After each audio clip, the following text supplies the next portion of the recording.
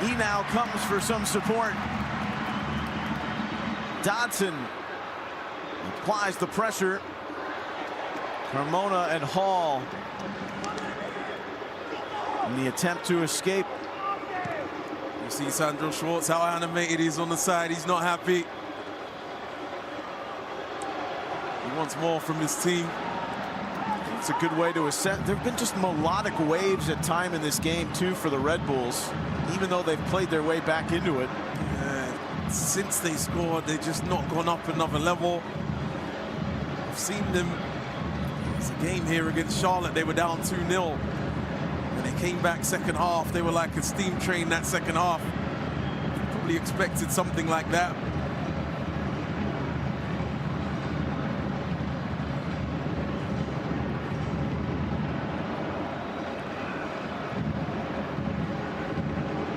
Hack. Nearing added time. How much where they'll be? Choupo-Moting's goal in the second half has brought the intrigue. DC hanging on.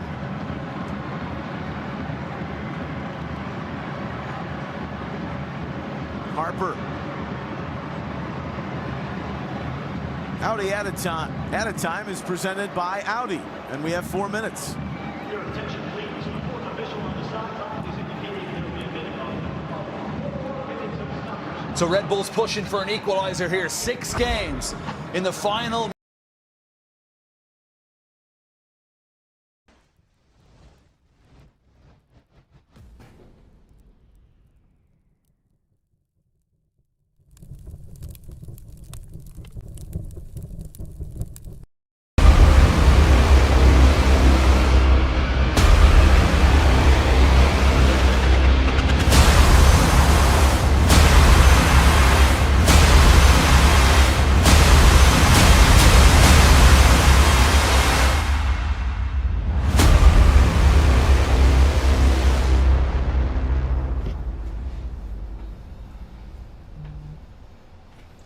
What's up, soccer fans, TFC fans? How's it going? Thank you for hanging out with us tonight. Yeah, we're not playing at Old Trafford, but I got the SOP shirt on because we got to get a plug in here to my man SOP True Darcy, who just texted me actually right now about what he was doing. And the video clip that we are putting up momentarily will probably be live by the time you see this at halftime. Make sure you check out our TikTok on SOP True. But oh yeah, insiders, thank you for hanging out with us. We're building the best Toronto FC community on YouTube, and it's part of our playoff pulse here on Toronto Sports Insider. Every single game of the NBA and NHL playoffs is live right now on TSI, and I am tired. Going to hang out at the lake and just play on the computer. Here we go. Come on, TFC. It's time to break that winless streak. Let's go, TFC. Come on. Check out Toronto Till I Die as well on YouTube. Don't forget about them. We'll see you back in the chat. Go, TFC, go. Go, Sick Kids Hospital, go. The link is in the description if you'd like to donate to Toronto Sports Insiders. Playoff Pulse campaign. Why was that skipping me? Because I'm tired. Because I've already run 3 or 4 lives today. And I think I have 3 or 4 to go. And then we've got tomorrow. 9 lives on Easter Sunday. Let's go, baby. We'll see you back in the chat. Come on, TFC. Come on!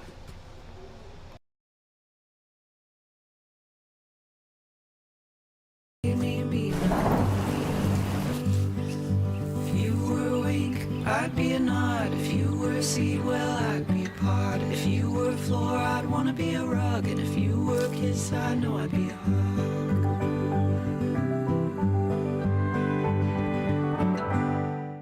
Next up, let's go. To the line, Trinity. Nice, nice. Let's go, sis, let's go. Come on. That's what I'm talking about. Almost like that's as big, bro. No, I got you any day, bro. Yeah, right. Yeah, right. How you feeling? You see that trend spin out there? You're liking your sub. Remember to stay warm, though. I'm gassed, but I'm ready. Be ready, all right? All right, go on, get out there, get out there. Go, go, go, let's go.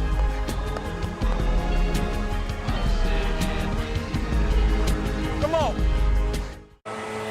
I'm an overpowered leaf blower, and I'm not exactly street legal.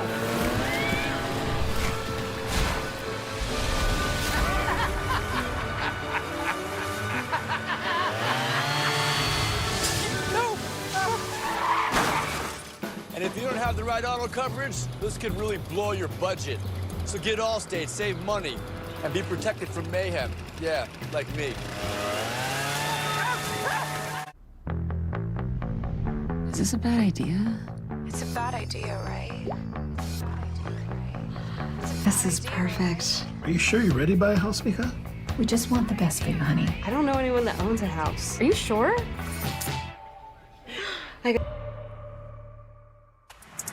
Boy, do we have a good one here. Sunday Night Soccer, el partido que termina de la jornada. Big crowd anticipated for Sunday Night Soccer. Tuchar la está pidiendo Hart, la pelota la tiene, cuidado con esta.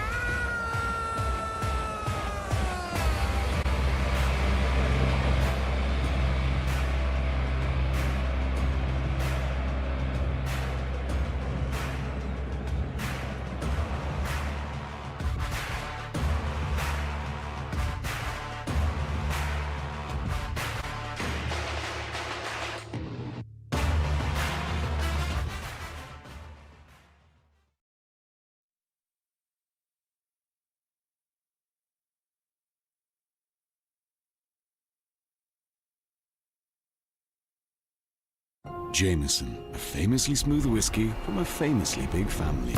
So big that Jose here could be one of us. You see, he's nearly as smooth as our whiskey. For him, wrong turns usually turn out all right. Even when he shows up uninvited, he's never empty-handed. And he only ever drinks smooth Jameson whiskey. Surely he must be part of the family. Must be a Jameson. At RBC Wealth Management, we know you have ideas for your future. Ideas that can have you taking more time off or putting more time in. They could mean more peace and quiet or more fun and games. Ideas you can drive or that drive you. From settling in to living it up, what ideas will you bring to life? Know more with RBC Wealth Management. The house, stuff. When is it enough? 2 mortgages, golf clubs, SAT tutor, car payments, tuition, property taxes, health insurance premiums, plumbers, drum kits. I lost my job. How long can I float on what I got? 6 months, tops. These houses are filled with stuff no one would miss for a while. No one would ever suspect me. What'd you get up to last night? Not much.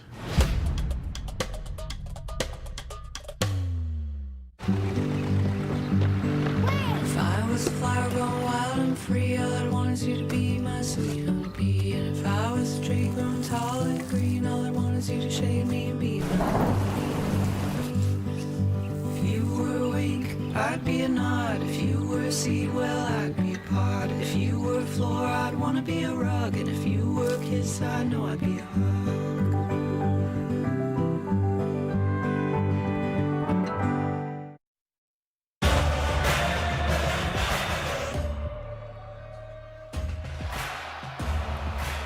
About set to kick off our match day 9 affair, but it's actually match 1 in a new era in Utah sports. If you missed the big announcement, that's Gail Miller, part of Miller Sports and Entertainment, the new ownership group, along with longtime partner David Blitzer, as they were announced as new owners of Real Salt Lake, the Utah Royals, and NWSL. And the league, as well as the community here, could not be more excited. That's Sergei Demyanchuk, who is our lead official here tonight. He was actually the 4th official last week in Nashville as RSL was down 2-1 in that one. And Drew Fisher, the Canadian referee, 44 years of age. Center of your screen there. He is in charge of VAR tonight. Heath Pierce, Mark Rogandino, and the rest of our MLS season pass team with you as Real Salt Lake looking for win number 4 on the season, and their 3rd home win of 2025 while visiting Toronto FC. They are hoping for their first 3-pointer of the season, winless so far through the first 8 weeks. The whistle gets us going here for match day 9 on Apple TV. Glad to have you along as Toronto FC get the ball into play and attack from right to left across your screen in the visiting all-white kits and the Claret and Cobalt, as they are known here in the Salt Lake City area. They'll defend the goal to our left in this opening 45+ minutes. Pablo Mastroeni has had a great record since he took control of Real Salt Lake in recovering after his team has suffered defeat, which they did, as I mentioned last week, against Nashville SC. And I'm hoping that they can do that in front of their home fans here tonight.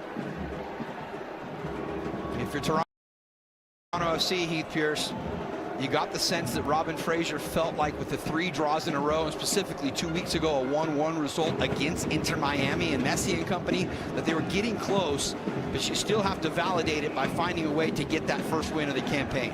Yeah, they're going into the match day, one of the 3 winless teams still within the league, not creating a ton of goal-scoring opportunities. And they talked about when they are getting in and around the goal, to be able to come out of matches without scoring those just feels empty, but said that they're working in the right direction. The attitude is right. They're incredibly bought in. They're working really hard and fully committed to getting through this difficult period and starting to earn those results. Earning a free kick here in the opening minutes of this first half. And the Honduran, David Flores, will put it back in play. Up the right side, looking to try and pick out one of their 2 Italian stars. That intended for Federico Bernardeschi, the designated player with the offside flag coming up. And those are 2 names that if you're a Toronto FC fan, talking about Bernardeschi and Insigne, you're hoping you hear that a lot. Those are the guys that you want crafting the attacks, but also getting involved on the ball as much as possible. This is Justin Glad as RSL will start from the back here with Rafael, the veteran goalkeeper. A look at the numbers as far as win probability. RSL notoriously a pretty good home side, so a 55% chance of them coming away with a victory here. Home wins for RSL against Seattle back in week 2, and then in the Galaxy behind 2 Diego Luna goals earlier this month. Here's Hidalgo trying to split a really tight window in the attacking run forward from Brian Ojeda. If you missed our opening segment with the starting 11 for each of these 2 sides, we refresh you at the bottom of the screen. RSL with just the 1 big change, with Jesus Barea coming in to get his first ever MLS start as the number 9. He wears 36 on his back, but as the number 9 here.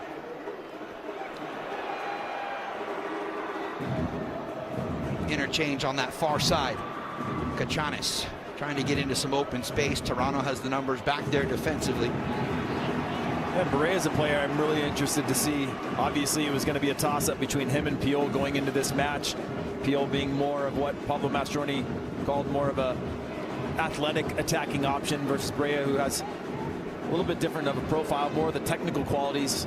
Mentioned both of them are cutting their teeth as young professionals, but for a team that isn't scoring a lot of goals right now, especially at this point in the season, a good opportunity for Barea to make his case. Well, the hard part, I think, if you're RSL, is as you look at the 11 for Toronto FC, no changes to the team that went 0-0 against Minnesota United last week.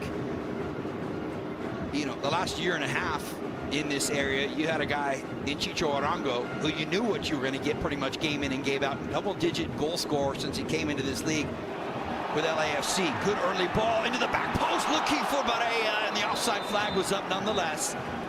But an excellent service there from Dominik Marchuk, the Polish winger. Yeah, and look at Barea take off at the top of your screen there. Just full speed getting into the box, and that's what they're going to want from him. As long as he's on the field, recognizing an opportunity, throwing everything at it. Obviously, that one was always going to come back due to an offside call, but good quick patterns of play from Real Salt Lake. Marchuk already with 2 assists in 2025, and in fact he had his first goal of the season last week in that 2-1 loss against Nashville. A bit of a heartbreaker in that one. Out in Tennessee is Sam Surridge with a late penalty kick to keep RSL from bringing any points back here to Utah. Here's the veteran Sean Johnson to put it back in play. Headed away by Hidalgo.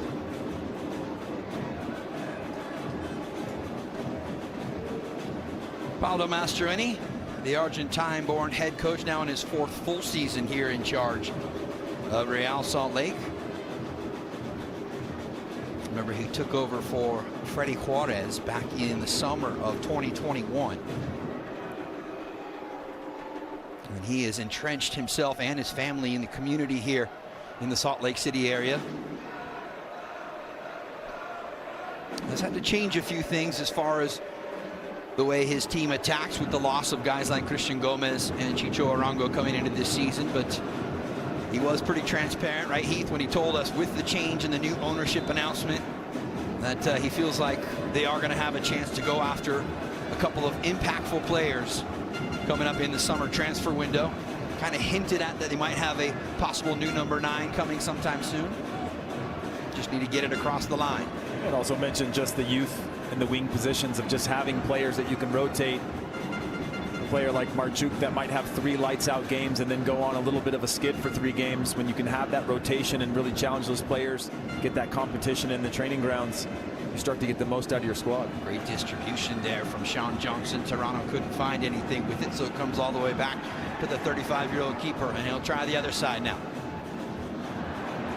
Bernadeschi with the initial contact on a shoulder-to-shoulder challenge with Kachanis, but out for an RSL throw. And there's Robin Fraser, officially becoming the 15th head coach in TFC history when he was hired back in early June, about 15 months after he parted ways with his last job as head coach of the Colorado Rapids.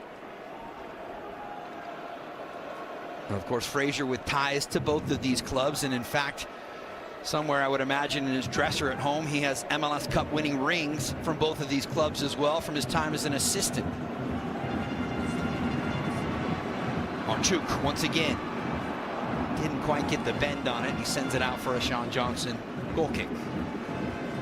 Looks like this right-hand side is where RSL think they might be able to find some joy, at least so far here in these opening minutes of the first half.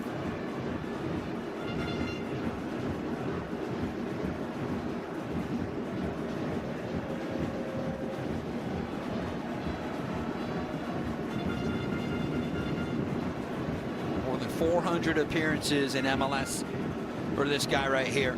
Sean Johnson, 35 years of age. He'll turn 36 next month. Still getting the job done and still called into the U.S. men's national team camp at that age as well. Might not be the starter, but always involved in the mix. Gonzalez will head it into space on a foot race there. And Kosi Thompson had the inside track. Not only did he win the ball, but also wins the whistle on a free kick. And I like this idea from Diego Gonzalez, just trying to test Thompson early in a foot race. Obviously, Thompson handles that well, gets the jump on it early, gets his body positioning line, earns that foul well. But I like when attackers try to make defenders uncomfortable quickly in matches and really get them on their heels.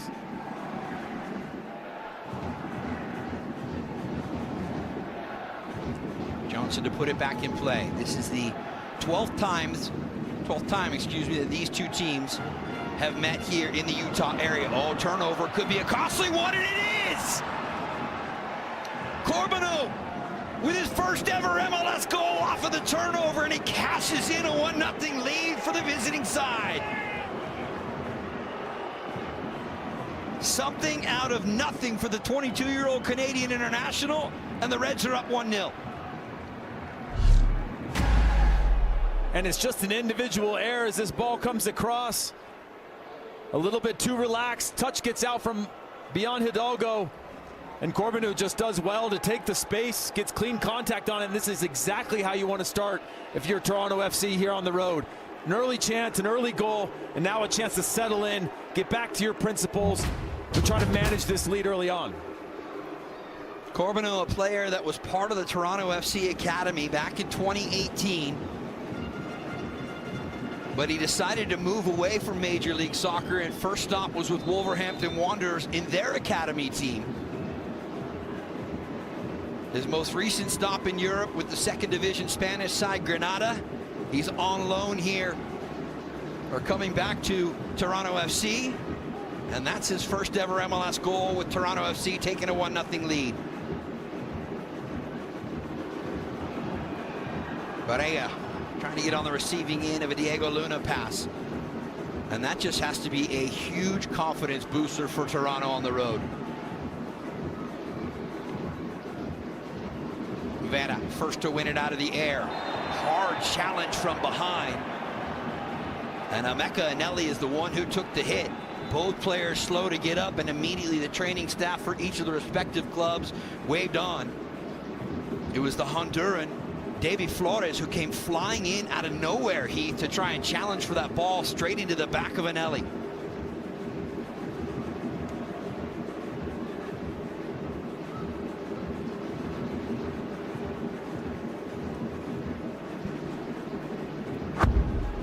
Another look at it. Yeah, and that's just a classic case of one player trying to flick it on, so their momentum of Eneli's head is going backwards and Flores is coming forward. You meet in the middle, and you just hate to see that type of contact. Both of them immediately going down.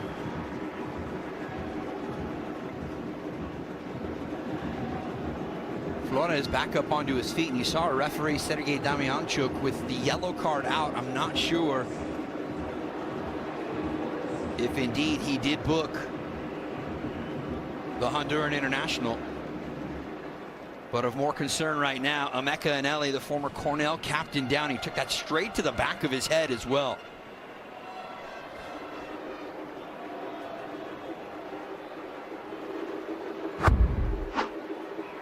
You see here again, just Eneli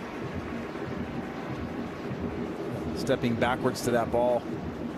Tough to see where the real foul is in that point, as both of them are just focused on trying to win the ball. But I see Eneli getting there first and Flores coming in a little bit late. See that being warranted. Listen, you're the guy that played all the years here in Major League Soccer. But my argument would be, it didn't look like Flores was even there in time to rise up to get to that ball. Eneli had good positioning, and it was almost as if Davy Flores tried to go right through him to get to the ball. Yeah, but my only argument to that is that you have Eneli moving backwards to make that play and Flores moving forward, and that closes that gap relatively quickly. Now with Eneli getting that first, he's flicking it on beyond him. The Flores definitely, from a timing standpoint, arriving late. The RSL captain will come over and probably have a couple of quick tests just to make sure that he's okay. Well, it looks like they're set to just wave him right back on.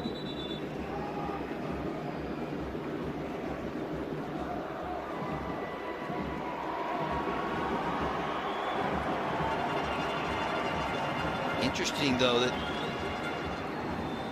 they wave Eneli right back on, but it looks like Flores might have to wait a moment or two. Remember, with the speed of play rules initiated in Major League Soccer last year, but when the training staff comes out for anything but a head injury, a player has to remain off until waved back on. Long distance shot, and it goes just wide of Sean Johnson and the Toronto FC goal.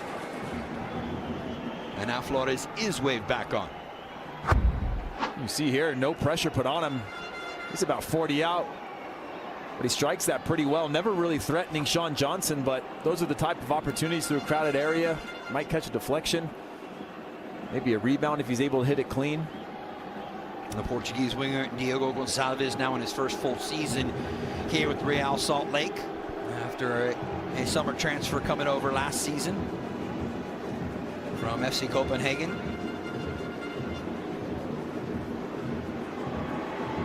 Luna trying to push it into space for Marchuk. Here's the goal scorer, Corbanu.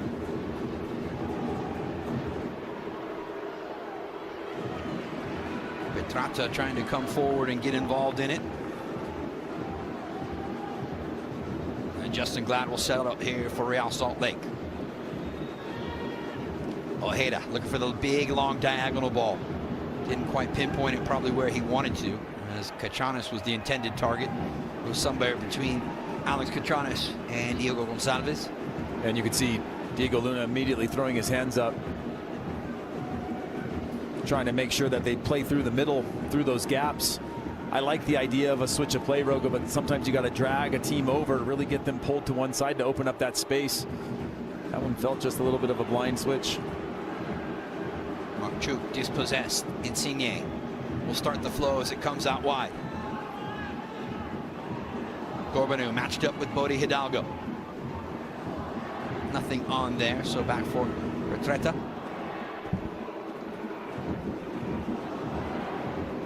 And here's Kevin Long. Only one win for Toronto FC ever in their travels here. But off to a good start tonight. Flores will touch it back for Johnson. The first time ball out into the middle part of the park. Hidalgo got the second bounce.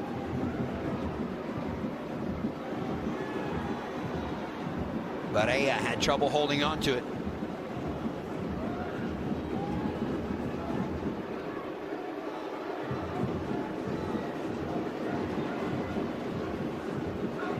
Ball just stays in.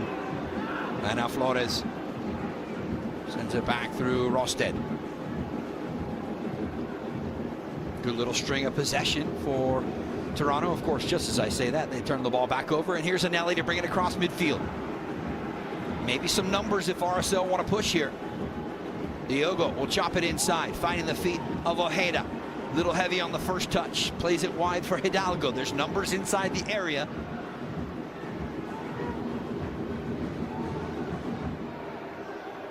Bodie Hidalgo not liking exactly what he's seeing out in front of him, so retreating back toward the middle part of the field. Ojeda now into some open space for Brian Vera. Checking run for Luna to connect the dots wide for Cachanes. Diogo now centering ball to find Luna. Good first touch to get away from pressure and find Hidalgo. They can swing it here for Marchuk, and they will. The Polish winger matched up 1v1. Ears pinned back, then tries to send it in. Solid shape defensively from TFC. Reset all the way back, and a slight applause from the fans here inside of America First Field, as now it's RSL's turn to have an extended possession.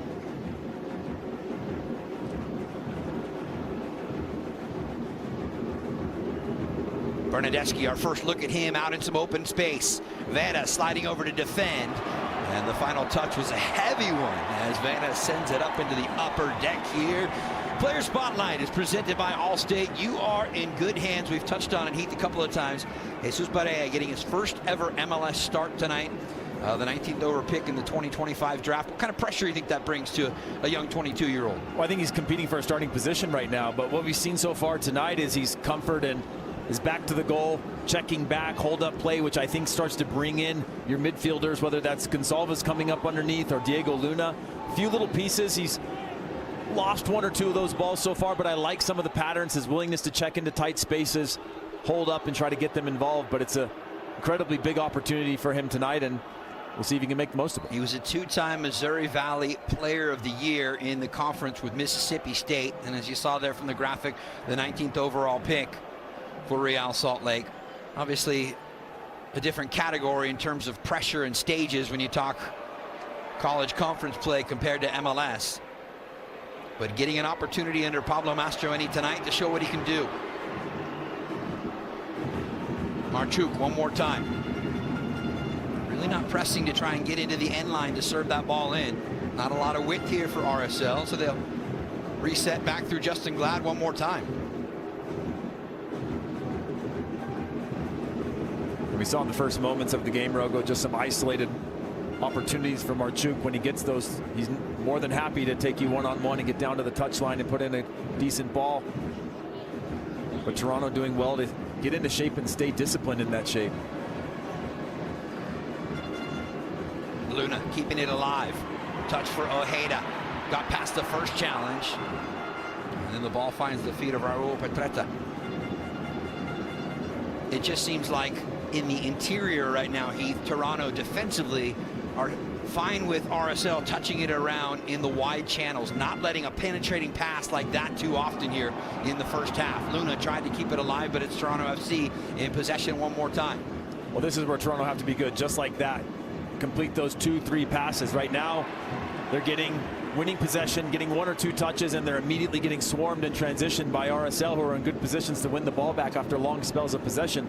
Toronto have to break that first line and eliminate 2 or 3 of those players. Once they do that, we saw with Bernadeschi, even though he had a long touch, they can get out on the open.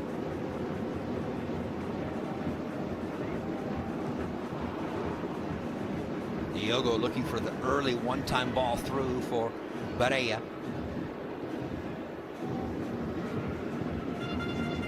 And here's Diego Luna. Great switch in the direction of Marchuk, but again, he can't beat Petretta. The German-born defender with the right place. Etienne under some pressure of his own. Justin Glad whistled for the foul as Toronto have a free kick inside their own half.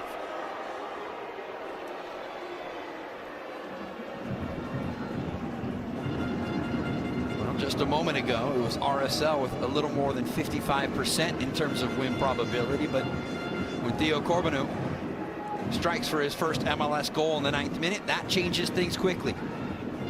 Yeah, but still sitting at only 44%. Not a lot of belief from the data right now in Toronto FC at this point. We got a lot of time to play here. We're just about to hit the midway point of this first 45 minutes. Great dummy there. Barea now. Diogo went down. Wide pass cut out by Flores, and a ton of space here for the Honduran international.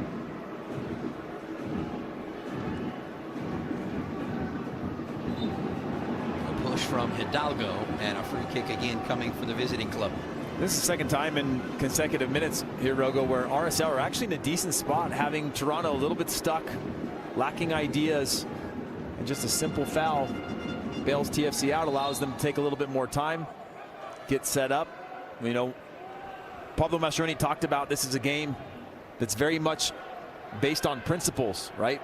The triggers that they have when one goes, we all go, and they've been in some decent spots, but they don't reward themselves by just giving up a soft foul. Luna looking to switch the point of attack as he finds the feet of Brian Vera. RSL now chasing the equalizer, although it's still the first half here with the early Toronto FC goal. Into the space for Diogo. Keeps it alive, has Catronis in support wide, comes there first time. Intended target again was Jesus Barea.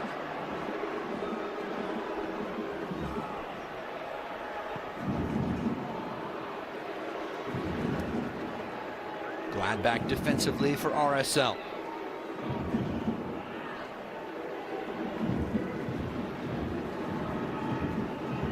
First meeting between these two clubs since July of 2023. That was an RSL win, but that one came out at BMO Stadium in Toronto. BMO Field, excuse me. First corner of the night will go to the home side. And the fans rising up here in support at America First Field. Little extra push for the Claret and Cobalt.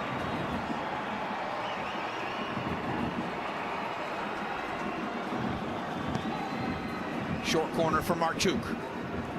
Sending it through, and Johnson had to come up with the save. Incredible save from Sean Johnson, and the follow-up opportunity goes out, but a reaction save with the left paw to push it away and keep it 1-0 for Toronto. Look at this set play here from this corner. Just head down, strikes this so well. It looks like, I don't know if it's a deflection or not, but that thing shoots off the ground.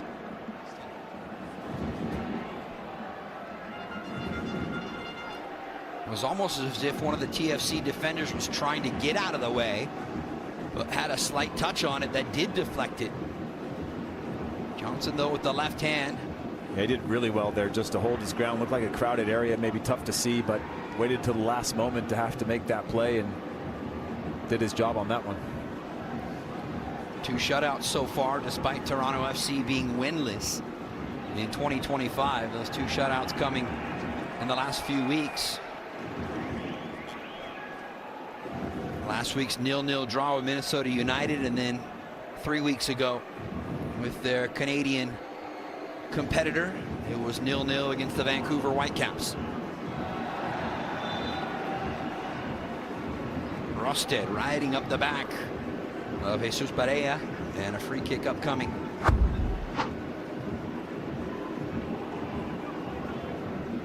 Just like we saw on the other side with Justin Glad, center backs don't like to get pulled out into wide areas. This is a good transitional moment here. Insigne leading the charge, will play into space, trying to pick out Bernadeschi. Vera well positioned, the Colombia defender, standing in that passing window and winning it back for RSL. You can see from there, Rogo, the clear patterns of how Toronto want to get out in transition, draw RSL in. When they overcommit players, can they get out quickly? The ideas are there, but the execution isn't just yet.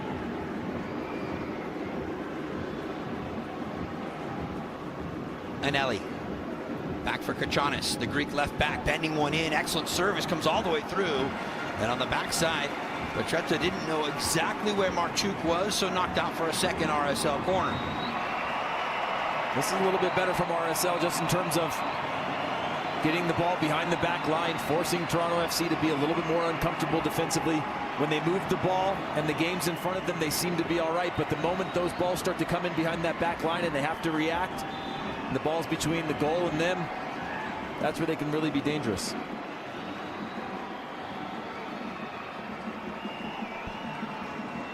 Kachanis comes all the way over from his left back spot to swing in this second corner of the opening half.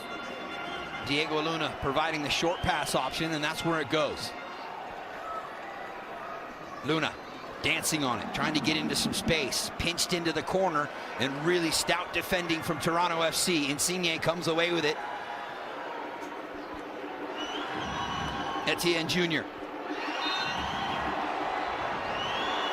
Justin Glad whistled for the tackle. This exclusive NetCam replay is brought to you by T-Mobile. Right back to that big save from Sean Johnson. Yeah, it looked like it just maybe skipped off the ground again from that angle. But really well done from Sean Johnson just to wait, because that took, whether it was deflection or just clean, really took a challenging bounce off the hop. Makes a huge save there. Johnson. Hit it with quite some pace. Yeah, Johnson, a former MLS Cup MVP when he won the crown with New York City back in 2021. Now in his third season with Toronto FC.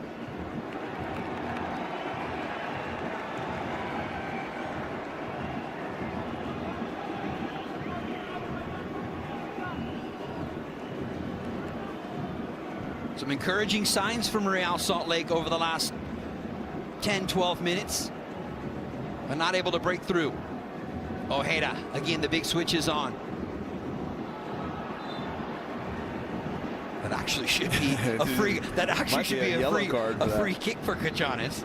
Great hands, though.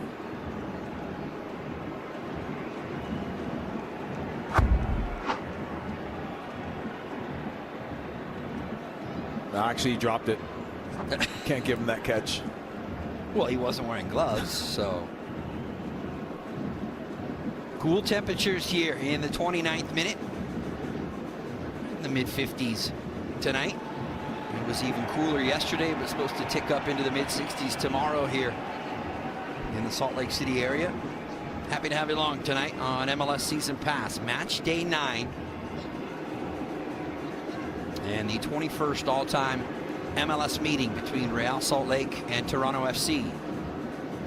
No, not two MLS originals celebrating their 30th season in our league, but teams that have certainly built their own history since they've joined. Luna trying to build something in the attack. Through ball here. Down goes Barea. Flores was there to defend. Yeah, it almost felt like the attack from Real Salt Lake was just a little bit too direct. Everybody running into the same spaces. Got a little bit crowded quickly.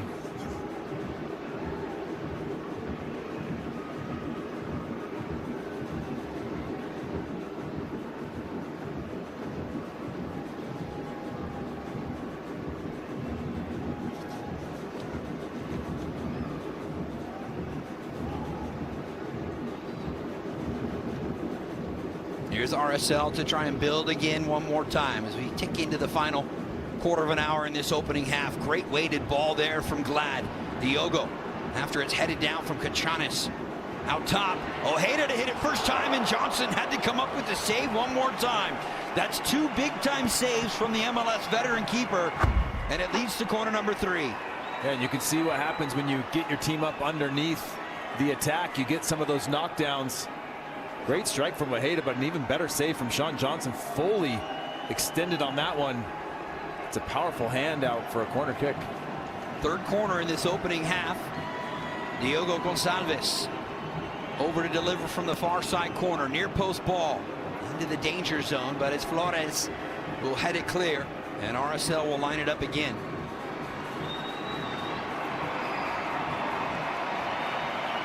Onto the feet of Diego Luna, chipping in toward the near post. A whole host of traffic out in front of Sean Johnson. Marchuk will send it back for Rafael.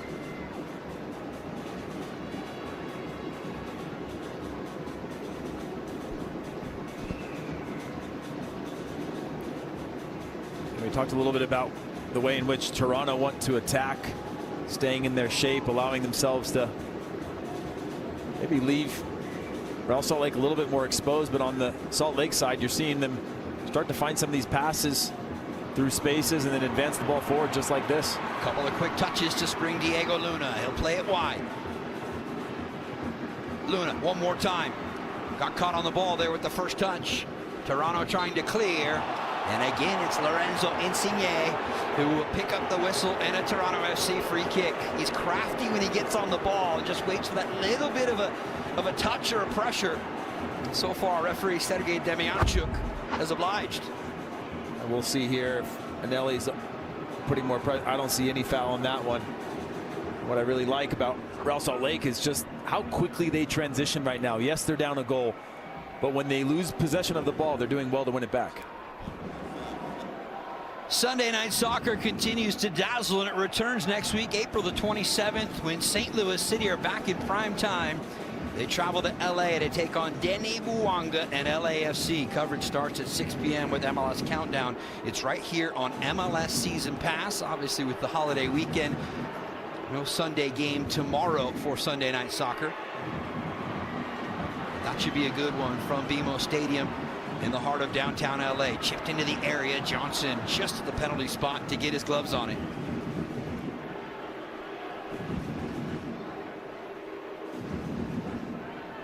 Heath, a little more than 10 minutes left. We've seen the way that Toronto FC want to attack, but I don't know that we've really seen an attack. I mean, literally the only chance that they've had was the chance on the turnover with Theo Corbanu scoring the lone goal here in the first half. Well, I think with that early goal, the game shifted a little bit more towards not trying to break down the 11 from Real Salt Lake, who press really, really well. What they don't want to do is give up a ball in a dangerous area deep in their own field when they're spread out. So they seem to be playing a little bit more conservative and compact, maybe relying on their attack coming from when they're disciplined in their shape. You see now they sit back a little bit deeper. They're trying to draw Real Salt Lake players in, maybe send too many numbers forward, and if they can win the ball back, try to get out 1-2 touches and get out in transition quickly. Thompson nearly with the turnover, similar to what we saw that led to Toronto FC's goal. But the 22-year-old Canadian quickly adapting and getting back to send it away. But RSL with a throw and back in possession. Luna hoping to combine. Barea chopped down right at the edge of the 18. No whistle this time. And maybe now the option on the counter for Toronto FC.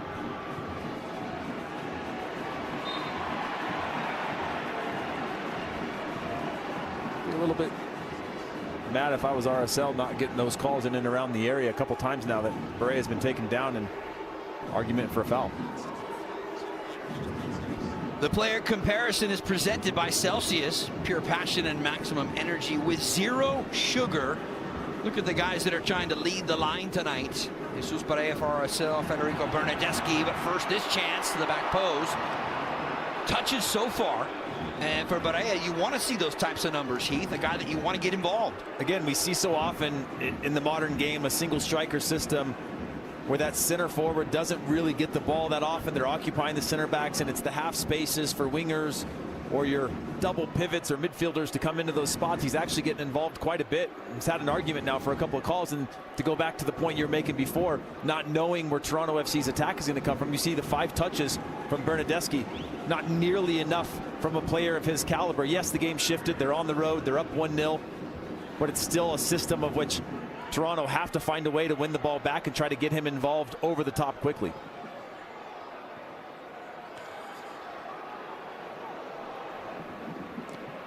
Vera forced back. Diogo with a little touch over the top. Here's Barea one more time. Gonzalez, crafty to get away from the pressure. Can he keep it alive? It's Luna coming inside, and Luna chopped down at the edge of the 18. And the free kick coming. Bernadeschi, we were just talking about him in the attacking end. It's this time him trying to help out defensively that draws the card on the whistle. I mean, look at this magic. Whoop, by going inside. Look at this first touch from Luna. Perfect on the stride, on the run, and you have no choice but to take him down. And obviously Bernadeschi's just getting caught running across him, trying to get out of the way.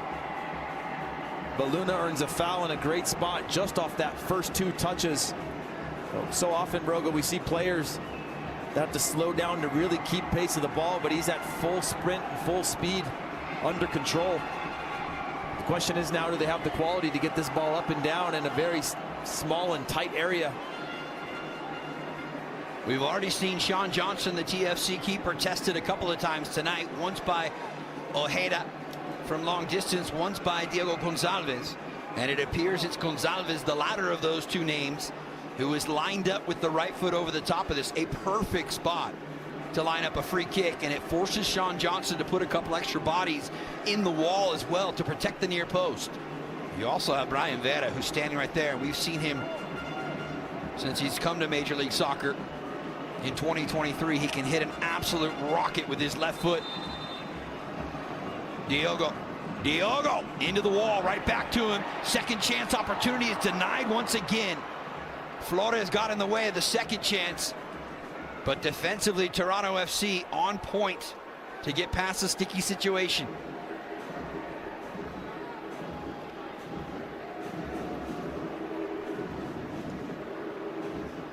Thought maybe Diogo might touch it over across for Vera just to try and ping it one time.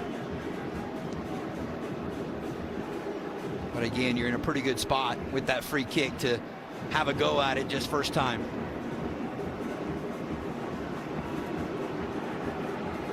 Gonzalez again, surrounded by white Toronto FC jerseys, touched in by Luna, out top for Ojeda. Hidalgo gonna go first time, and a bit ambitious from the right back. He actually goes around the wall, and it's Bernadeschi that blocks the first one. Bernadeschi, oh my gosh, that might be a goal if he doesn't get on the end of that. Yes, Sean Johnson's laying out, but Bernadeschi just cutting off that angle. What a huge stop. Talk about making big plays in these types of moments this close to halftime. Well done. I mean, his body is horizontal in the air, about 1.5 feet, 2 feet off the ground for the 31-year-old Italian. Hidalgo under pressure. Corbin, who came away with it for a moment, and the battle continues between these two. Osorio on the quick 1-2. Looking to go to the back post. Rafael coming off his line, loose ball, but a whistle's going to help out. I'm not sure what Cabral was doing in that moment. No man's land is what he was doing. Yeah, but when he came out, it was like he wasn't coming aggressively. It was almost like he assumed there was no one around him. We're going to challenge for that ball.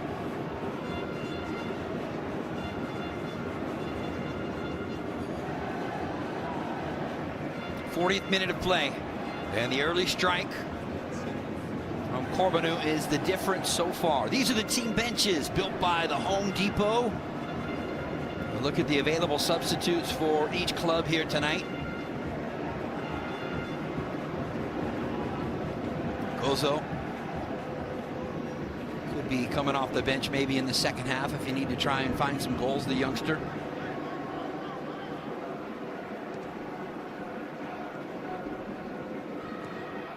And you've got a number of other guys that really haven't made a ton of appearances for Toronto FC. When you look at Dominguez and Stefanovic.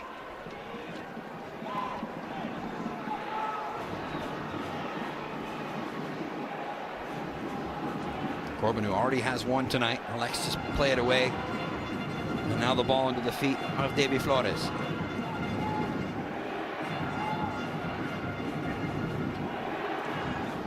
You mentioned that bench from Toronto FC, Rogo, and Robin Fraser talked about how There's only been 2 matches this year where they've been able to start the same team. They've had to go through that.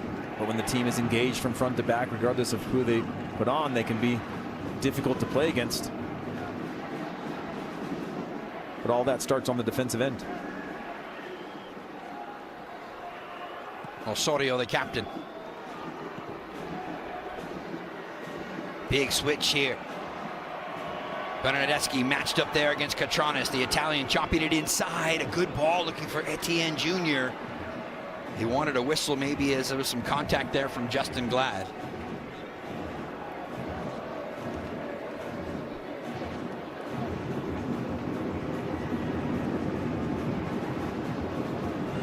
Anelli.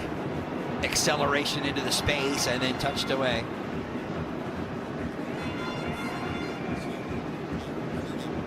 Well, up next for Real Salt Lake, it's a trip to Southern California. In fact, down to San Diego to face Chucky Lozano and San Diego FC. Live next Saturday at 7:30 p.m. Eastern Time. As the Claret and Cobalt will head to Snapdragon Stadium. Looking to avenge a March 8th loss here against San Diego FC. 3-1 was the final in that one. One of 2 home losses here at America First Field for Real Salt Lake in 2025. And San Diego obviously going into that one, trying to rebound from a 3-0 loss today to Charlotte away from home. Long trip back to your house.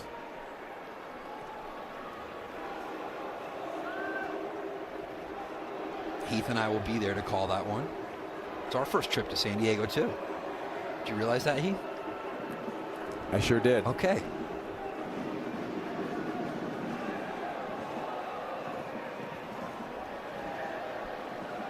Only one of the 2 broadcasters here is actually from San Diego. And it's not me. Thank you. Final couple of minutes of the first half. Etienne Jr. trying to spring Bernardeschi one more time. Vera has the inside track. Are you seeing enough here from Pablo Mastroeni's club that is encouraging that they're going to find that chance? They're going to find that equalizer tonight. Yes, but when Diego Luna is getting the ball further back on the field is where I feel the team is least effective. When he gets it higher up in and around the box and he's having to make quick decisions and bring other players into the build-up play as the number 10, I think they're most effective. They're getting spells of possession, but it seems like Toronto are most comfortable when they're in spells of possession. I think when they change the point of attack, they have some danger. But it's going to probably have to come from a moment of brilliance or an individual effort with the way that Toronto are sitting a little bit deeper on the field when they're in their blocks. Catranes to play into space, trying to pick out the run from Gonzalez. Ball went out of play.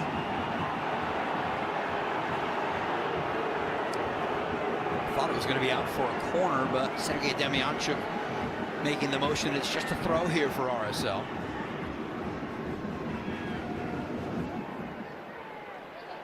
And as the ball comes in, we take into the final minute of regulation. Diogo trying to bend for the corner. Oh, and it didn't miss by much. Would have been crafty from the 28-year-old winger. Yeah, a lot of work to do from that angle. But you see he just takes his first touch and opens up his hips. Knows all along where he's trying to go. You see from this angle here. Doesn't miss by much, Rogo. Like that little look. So much work to do from that angle, but it was the right thing. I will say, too, you could see that growing partnership between Gonzalez and Diego Luna. We were here, I think, earlier in the season. And Gonzalez got on the scoring summary in that one. We've seen Gonzalez sit in that 10 spot, Luna on the wide, seeing them switch, but I like the way that they kind of are starting to play a lot more connected and closer together on the field. Added time is presented by Audi. 4th official putting up the board just now. 5 minutes minimum of first half added time. So plenty of time if you're RSL to see if you can take back some momentum and maybe find an equalizer to take it to the dressing room at 1-1.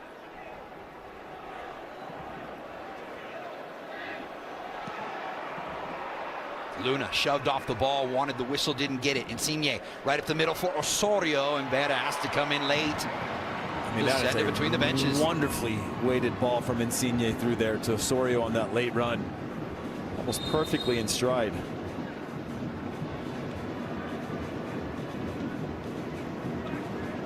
Toronto in no hurry to put it back in play.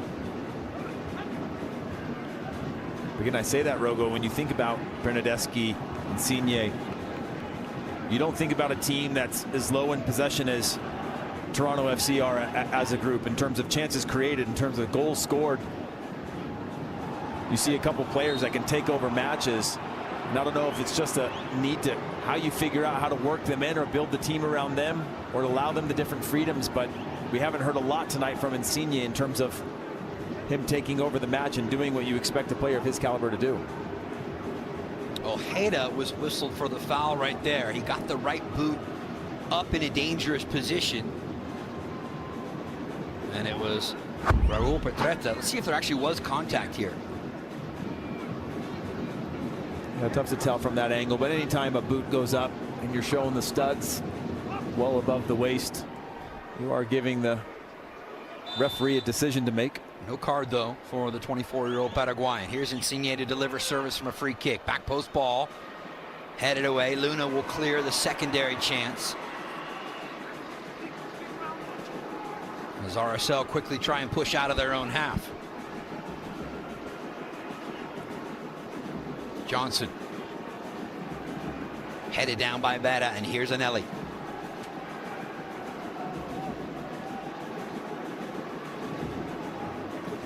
Diogo.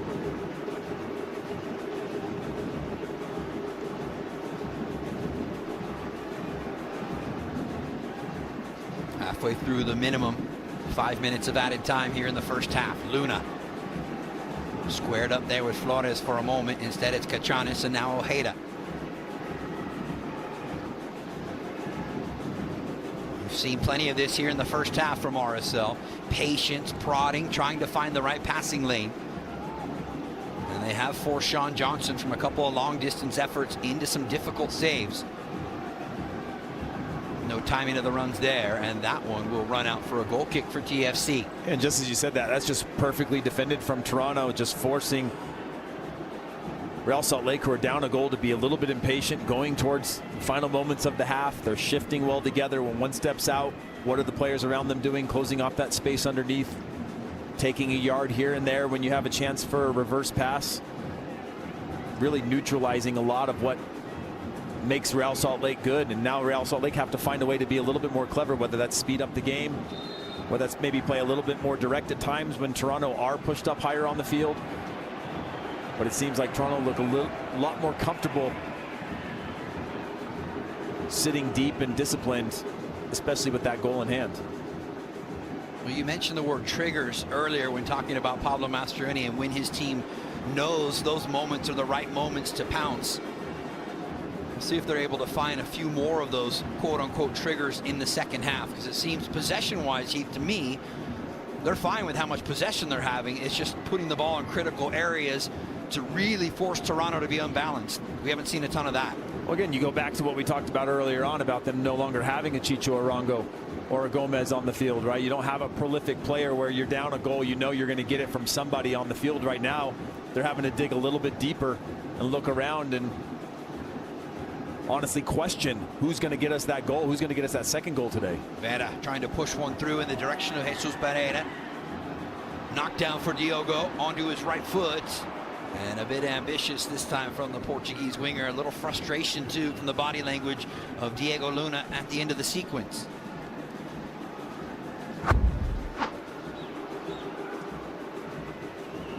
See if our cameras see it. The left side of your screen, Luna.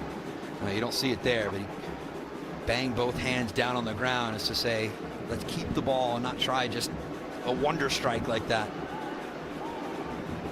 Well, I think the argument against that is that, you know, when they're keeping the ball and they're just moving it side to side, they're not all that effective right now.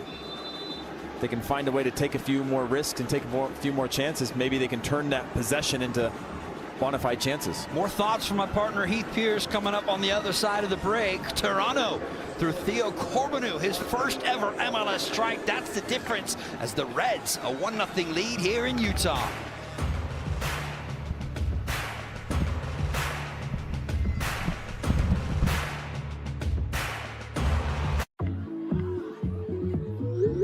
Welcome to this year's championship game. This is the big one.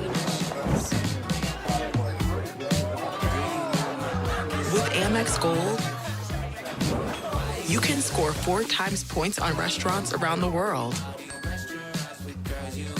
So you can raise the bar on game night. That's the powerful backing of American Express.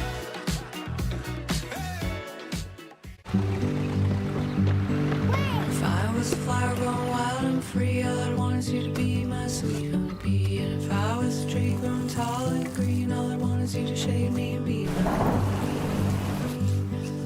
If you were a wink, I'd be a nod. If you were a seed, well, I'd be a pod. If you were a floor, I'd want to be a rug.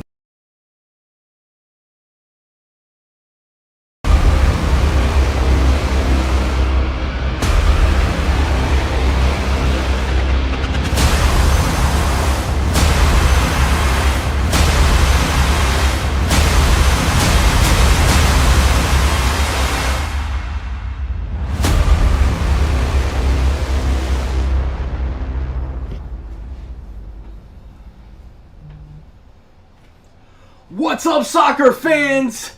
TFC fans, how's it going? Thank you for hanging out with us tonight. Yeah, we're not playing at Old Trafford, but I got the SOP shirt on because we got to get a plug in here to my man SOP True Darcy, who just texted me actually right now about what he was doing in the video clip that we are putting up momentarily. It'll probably be live by the time you see this at halftime. Make sure you check out our TikTok on SOP True. But oh yeah, insiders, thank you for hanging out with us. We're building the best Toronto FC community on YouTube, and it's part of our playoff pulse here on Toronto Sports Insider. Every single game of the NBA and NHL playoffs is live right now on TSI, and I am tired going to hang out at the lake and just play on the computer. Here we go. Come on, TFC, it's time to break that winless streak. Let's go, TFC, come on! Check out Toronto Till I Die as well on YouTube. Don't forget about them. We'll see you back in the chat. Go TFC, go. Go Sick Kids Hospital, go. The link is in the description if you'd like to donate to Toronto Sports Insiders. Playoff Pulse campaign. Why was that skipping me? Because I'm tired. Because I've already run 3 or 4 lives today. And I think I have 3 or 4 to go. And then we've got tomorrow. 9 lives on Easter Sunday. Let's go, baby. We'll see you back in the chat. Come on, TFC. Come on!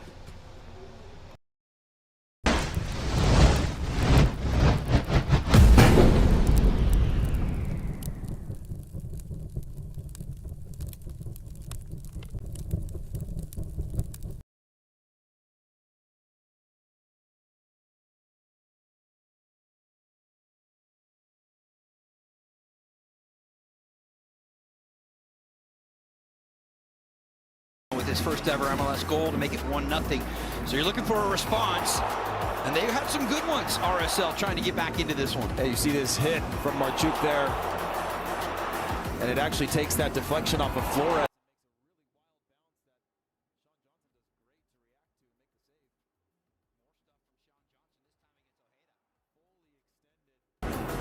And I like this. These are hard because you don't know what that bounce is going to be. Full extension, puts that one out for a corner kick and keeps them up 1-0. RSL will continue to try and press. Diego Gonzalez was involved in it. And this moment, as Diego Luna is taken down, leads to a free kick opportunity in a great spot. I mean, phenomenal speed and control from Diego Luna in that one. Diego Gonzalez as well, but he goes and hits that one, and it's actually a huge laid out hockey slide from Bernadeschi. Bernadeschi on the first one, David Flores on the second one. And so a 0 still on the board for Real Salt Lake. Here's your numbers from the first half. And talk about a response. So 9 total shots, but only 2 on target right there for Real Salt Lake. We'll see if we can kick that XG up a little further in the second half, but it's TFC with a 1-0 lead through the first 45 minutes. Toronto FC and the MLS Foundation believe sport has the power to change the world with an investment of $30 million over 4 years to help youth recognize and reach their potential. The Change the Game campaign is dedicated to addressing systemic barriers preventing youth from reaching their potential. Our hope is that if we all play a role in changing the game, then every kid will have a fair chance to write their own story. Tip of the cap there to TFC and the MLS Foundation for getting it done in the community. Quick break here on our coverage on MLS Season Pass. Toronto with a 1-0 lead here in Utah.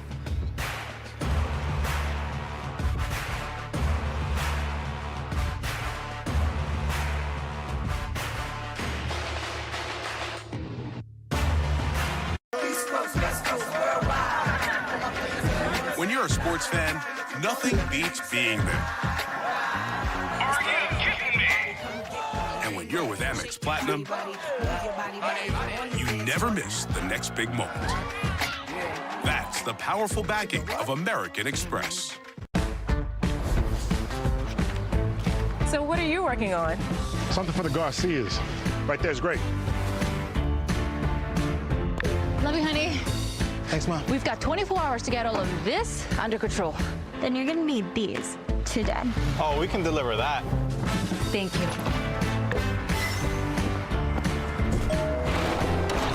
Today, tomorrow. Get delivery at the speed you need only at the Home Depot.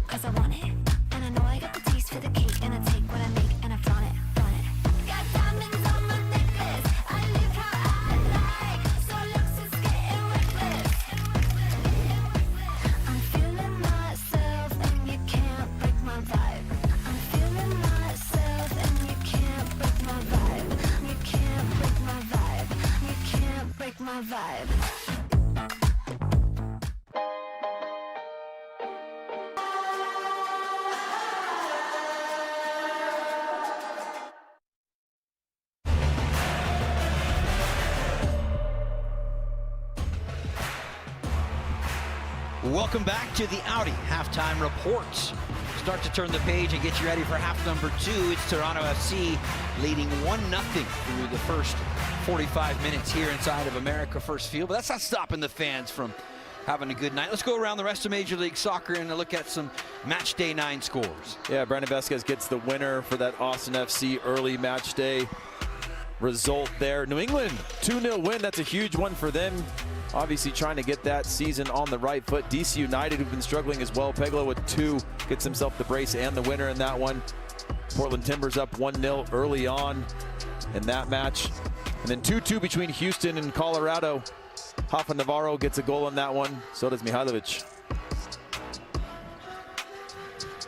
The top performance is presented by Audi. Let's take a look at the first 45 minutes for Sean Johnson, who was actually pretty busy in goal for TFC.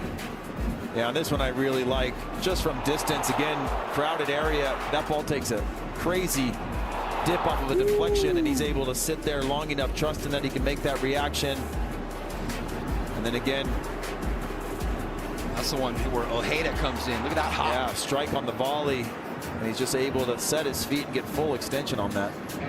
This is Major League Performance. This is Audi, official automotive partner of Major League Soccer. So we showed you Sean Johnson coming up and doing a really good job making the stops. But look at, here's where the chances have come up with in the first 45 minutes for RSL. Yeah, just a really low XG. You talked about it earlier, 9 shots, but where's the quality of chances coming from? They have to find that in the second half, because in the first, they were allowing Toronto to sit deep and force them to have to try to unleash from deeper areas.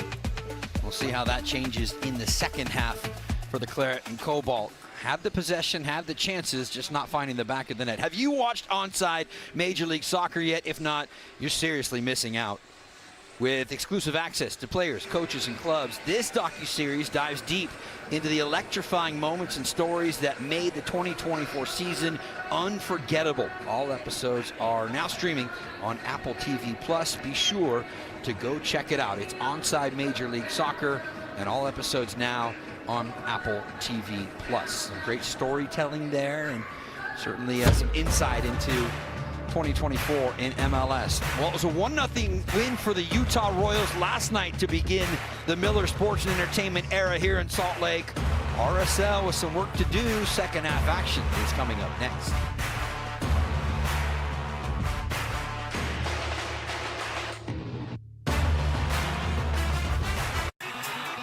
At AT&T, we confidently guarantee our network. Oh, no. What we can't guarantee, you and your teammates being too connected. What up, Chet? Double oh no. I texted you guys I was going to wear. I wore that last week. I got dressed first this morning. I thought you said you were going to wear it. Connection means something. And that's why with AT&T, if there's a network interruption, we'll fix it fast and credit you a full day of service. That's the AT&T guarantee.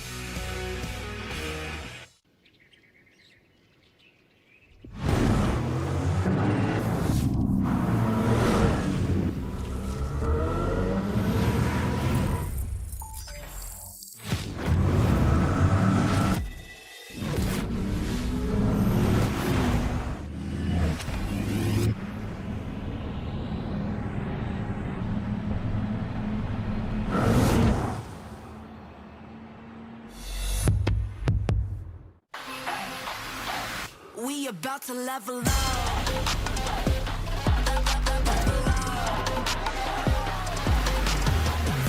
Got high speed, that supersonic I never see. Got the pins in the back, all eyes on me. I'm too fast, got high speed, that supersonic I never see. Got the pins in the back, all eyes on me. We about to level up. This is the new Star of the Seas. Book your vacation today.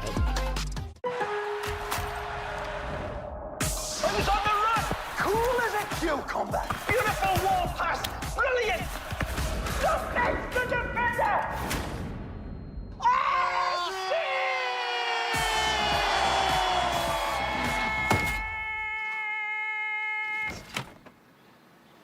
Linda asistencia. Lowe's knows what a great assist can lead to.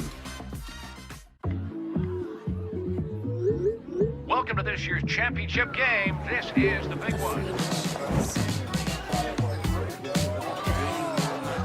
With Amex Gold, you can score 4 times points on restaurants around the world. So you can raise the bar on game night. That's the powerful backing of American Express.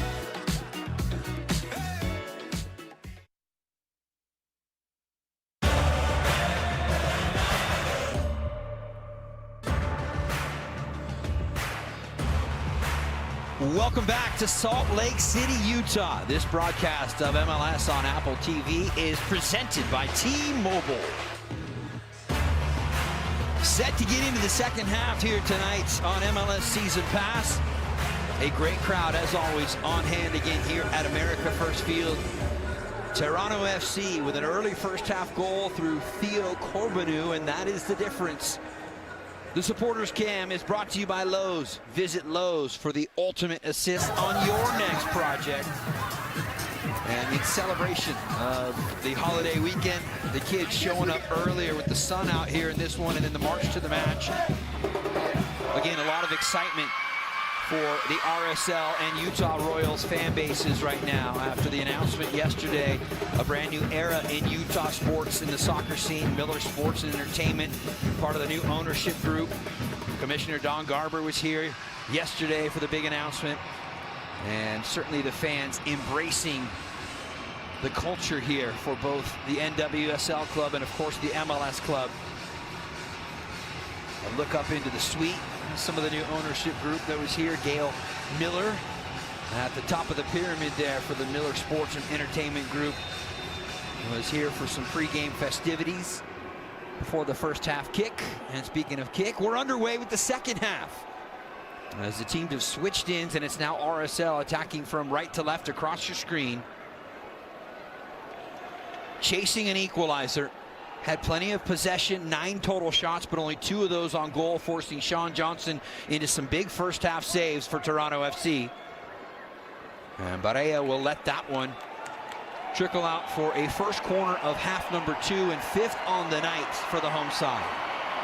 By the way, no corners for Toronto in the opening 45 minutes. Diogo Gonçalves standing over it in the opening seconds of half number 2. The delivery in onto the near post, cleared away by Flores, and he mishit it and almost put it into his own net.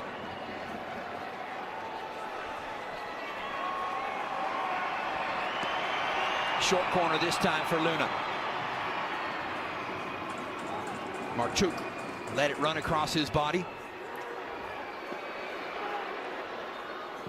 Hidalgo will play wide. Ojeda dipping the shoulder, trying to get the service in. Could not get it past the first defender, who was Osorio.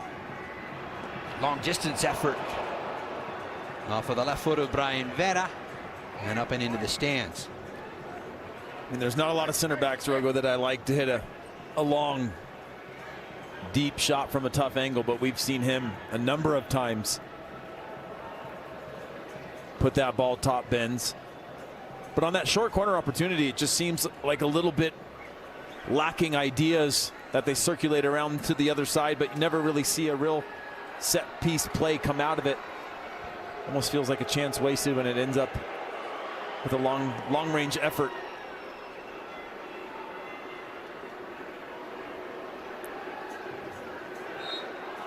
Flores trying to track it, and he got tangled up with Barea.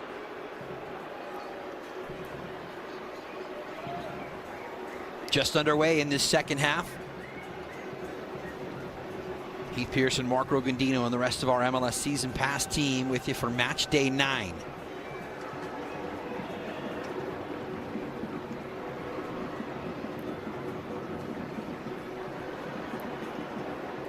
Loose ball. Osorio will challenge for it in front of Marchuk as he tackles it back for Rosted.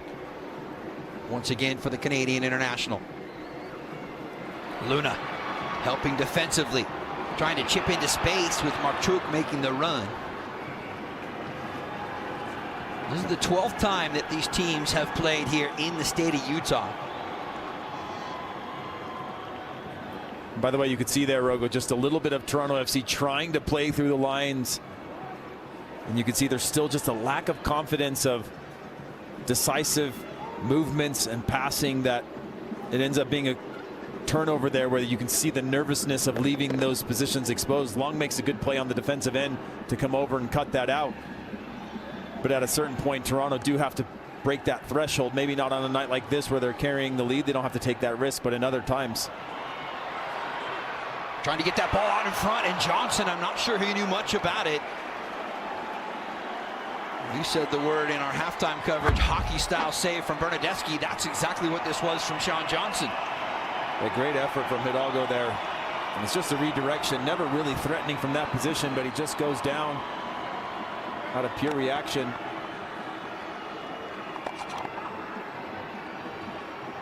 Johnson channeling his inner Maple Leaf right there. Kachanis, third corner of the second half. Ball to the back post. Vanna rising up. Could not put it on target, though.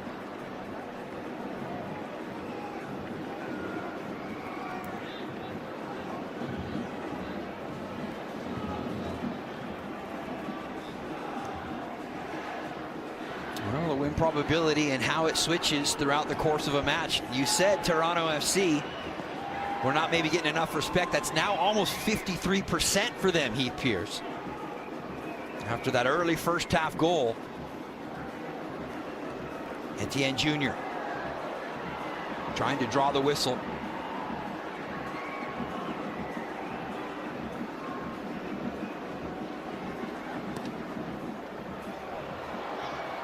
Direct ball there off the left foot of Kachanis. No changes for either side coming into the second half. So refresh your memory as to who's on the field for both clubs. First for Pablo Mastroeni and Real Salt Lake.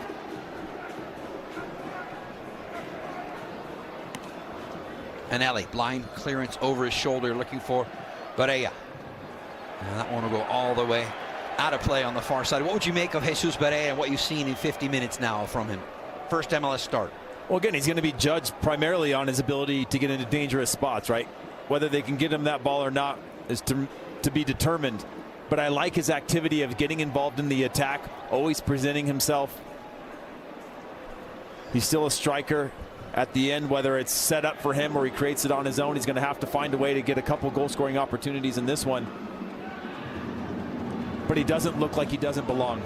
I can tell you that much. Ojeda took a deflection on the way in, and that'll be another corner. They had 4 in the entire 45 minutes of the first half, and now this will be their 4th in less than 10 minutes of the second half. Again, the biggest worry for me still, Rogo, is these chances continue to come from outside the area. And yes, when you hit a few of those on frame, you force a team to respect you, and then they have to push numbers out and close that gap. But Real Salt Lake have to find a way to get closer to the goal. All the way onto the back post again. Diogo out top for Anelli and up into about row 20. As the third-year midfielder didn't quite make the contact I think he was looking for.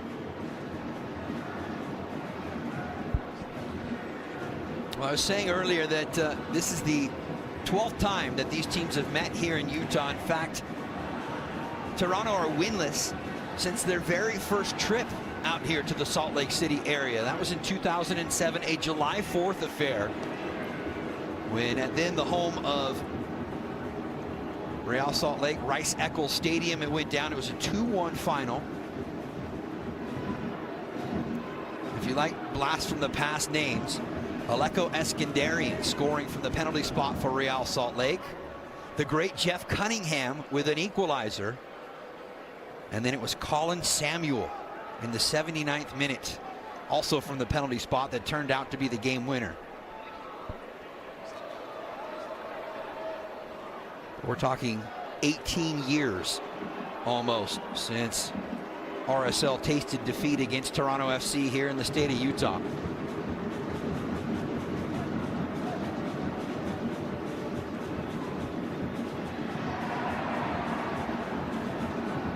Of course, the Claret and Cobalt hoping that they can change that here tonight. Plenty of time to do so. Toronto FC have stood tall defensively.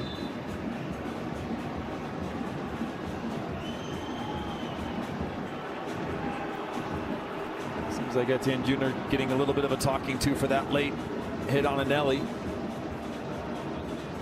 Maybe a final warning.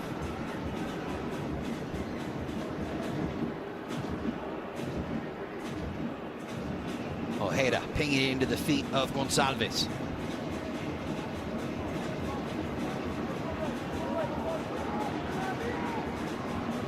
I like that ball from Ojeda, just moving the ball a little bit quicker. When you start to play against a team that's sitting these deep blocks, you've got to move the ball, you got to have confidence. Quick little dynamic movements. RSL trying to pressure the ball in Toronto's half. It's Kachanis who eventually comes in to clear it all the way back onto the feet of Rafael. There's no better way to follow MLS this season than MLS 360. MLS 360 has you covered with every goal, every storyline from every game. Join Kevin Egan and the crew live right now so you don't miss a moment of the action. That's MLS 360 right here on MLS Season Pass. Although I might argue, Heath Pierce, it's a pretty good listen to stay here and get all the insight from you. I think there's more goals to come. I do too. The question will be, is it RSL getting an equalizer to make it 1-1 and then maybe a chance to chase a game winner here at home? Or against the flow, really, can Toronto FC find a second and maybe possibly their first win? Loose ball. Gonzalez trying to challenge for it, and he got tangled up in the heart of the TFC penalty area. And a whistle coming from Sergei Demyanchuk, our referee.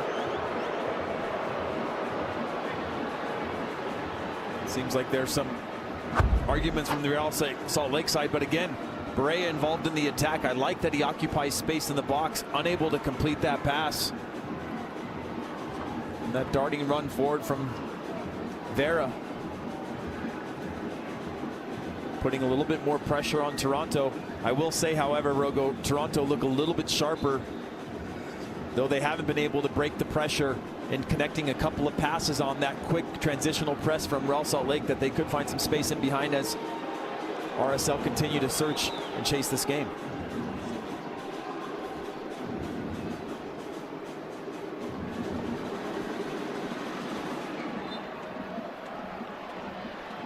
Late whistle and a free kick coming.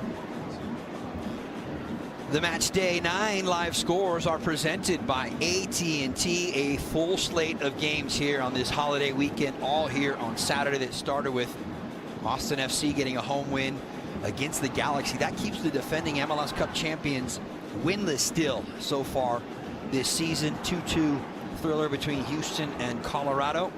By the way, Inter Miami getting the win against the Columbus Crew, so there's now only one team that is unbeaten in 2025. That would be Messi and company.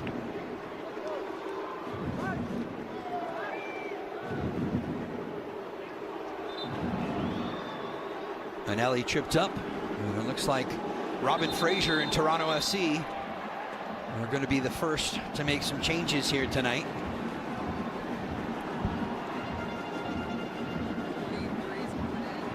As Lorenzo Insigne and Brian Vera not talking about dinner reservations.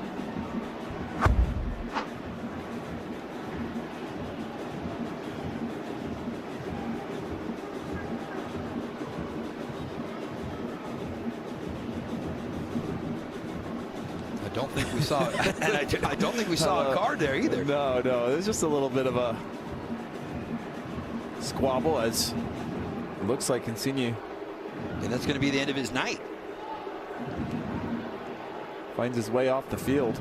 So the 33-year-old, excuse me, Italian midfielder will step off, and it's Maxime Dominguez, the Swiss midfielder, who will come on.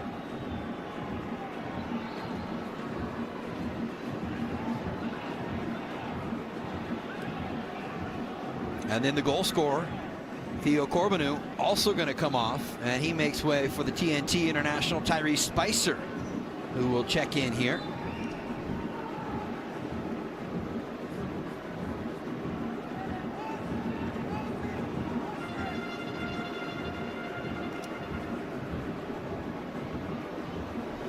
Like for like substitutions in all sense there. You bring off a central midfielder, bring on a central midfielder, and then you bring off a winger in Corbeanu to bring on Spicer. Just the third appearance for Dominguez this season. And sixth appearance for Spicer, the 24-year-old Trinidad and Tobago international, and a former first-round pick in 2024.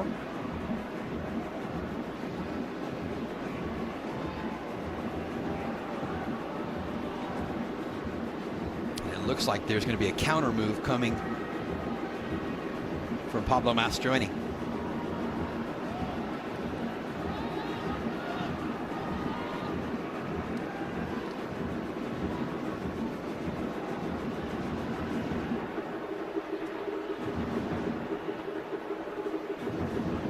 In fact, there is two bodies up between the benches.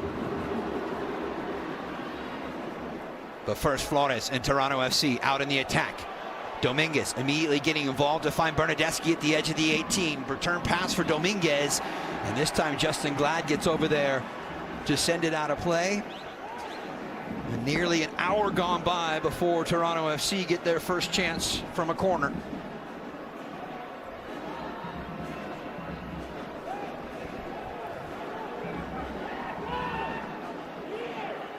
And there's a number that RSL fans do not want to see. Conceded 6 goals via head, most in MLS this season for the RSL defense.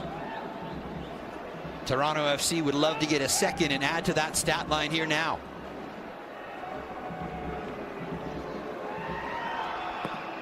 Lofted ball to the back post and a wasted chance for TFC as now bodies really start to fly. Diego Luna at the heart of it in there as well. It's Raul Petretta who is down inside the RSL 18. It looked like something was going on between the feet of Petretta and Diego Luna. Trailing by a goal, the last thing that RSL would need right now is to see their star midfielder in the 2024 MLS Young Player of the Year making an exit. Yeah, it looks like there's a red card in hand. We'll see.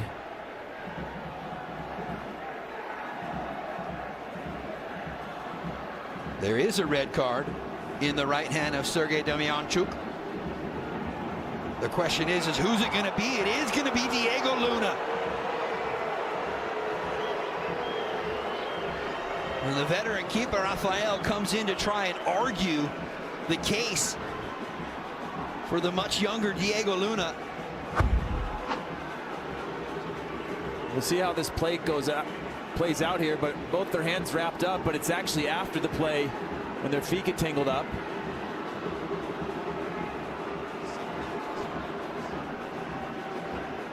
Middle of the screen right here. Yeah, they both go down. And then as they start to get up tangled,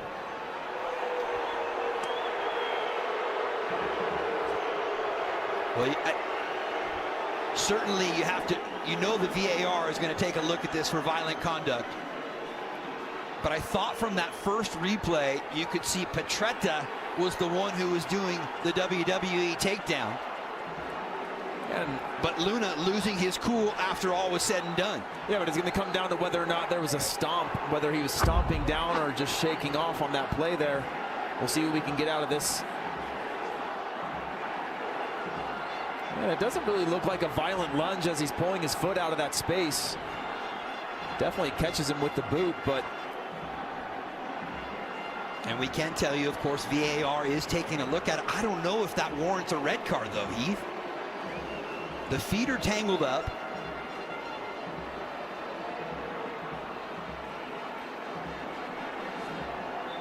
And yes, there is going to be a look at it.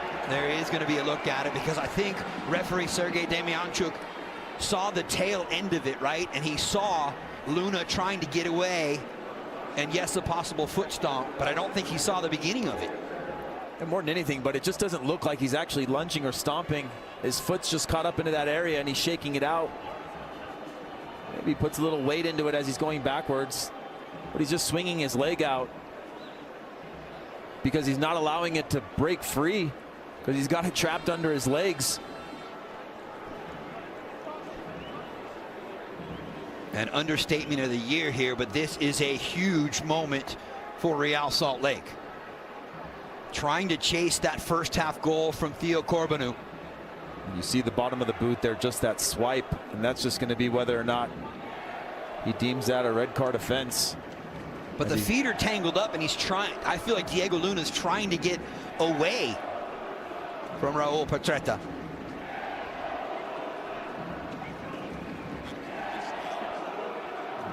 And we're hearing from downstairs that indeed the red card will stand. But we'll get the official announcement from our referee in a moment here.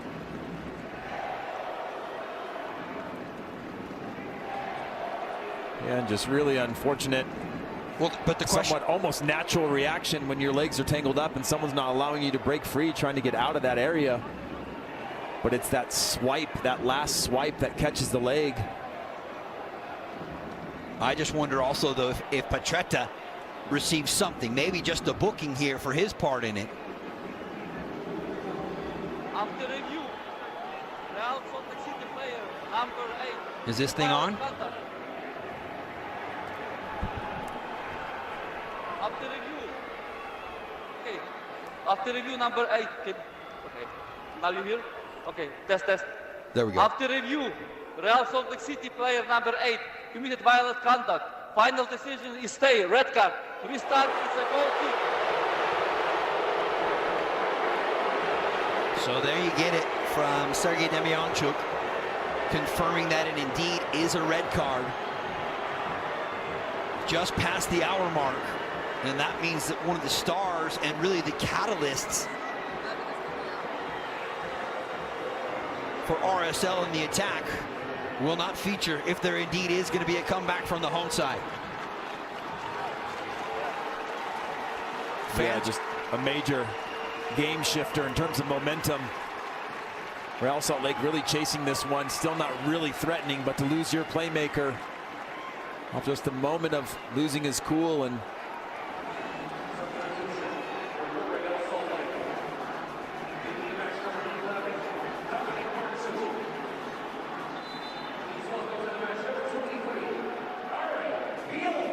Ari Piol will come in and replace Dominic Marchuk.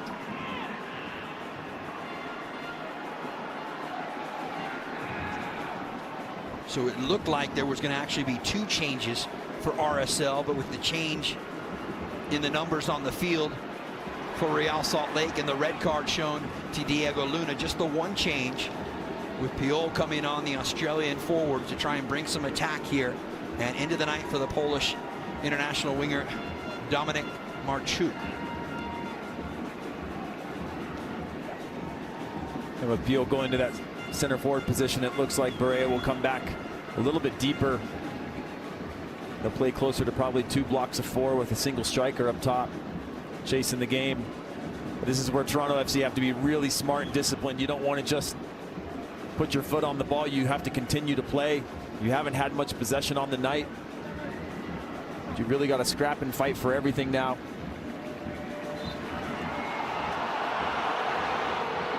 Anelli whistled for the challenge and animated in his reaction back to our referee, and that earns Emeka Anelli the yellow here in the 67th minute.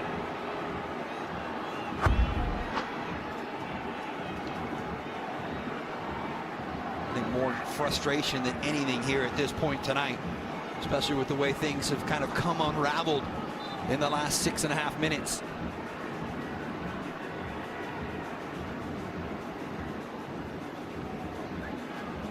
So Heath, then what happens now if you're RSL playing down a man? But we've seen teams when they are down a man still with the ability to find something out of a match.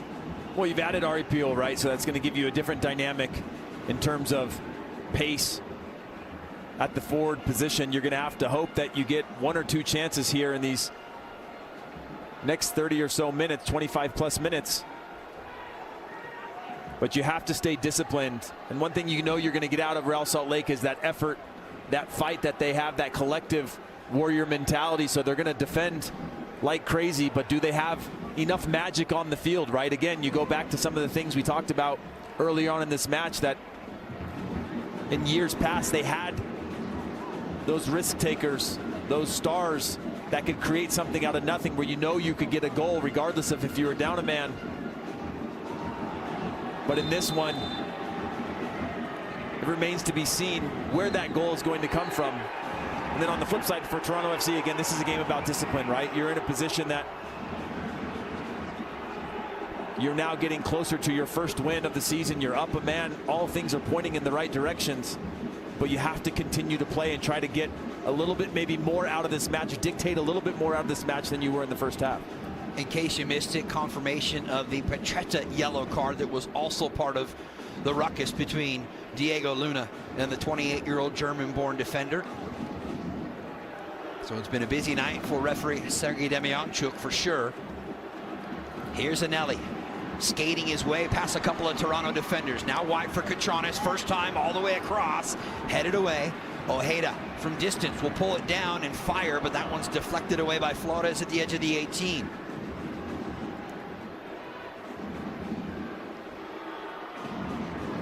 Glad under pressure from Derek Etienne Jr.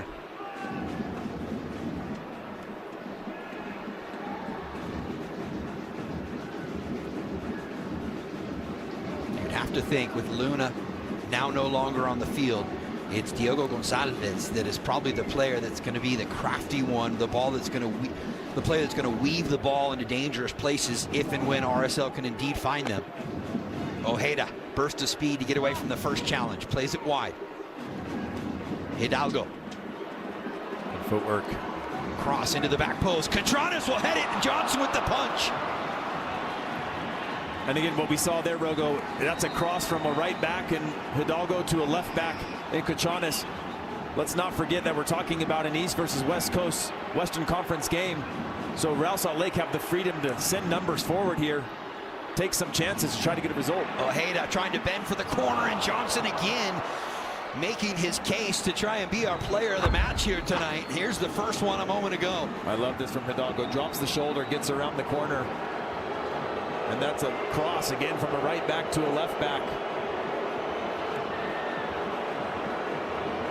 And while again, Real Salt Lake maybe haven't had, you take a look at that opportunity there. Sean Johnson playing really well tonight. But again, Real Salt Lake having an opportunity, having the freedom to send numbers forward, knowing that they're down a man, they're down a goal, but you're playing against an Eastern Conference opponent, so you're not talking about a 6-point swing in the standings.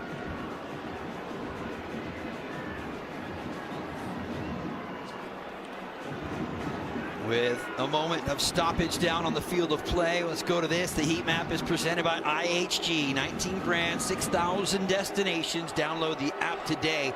A look at Emeka Aneli's night. The RSL captain does exactly what you expect from that holding spot.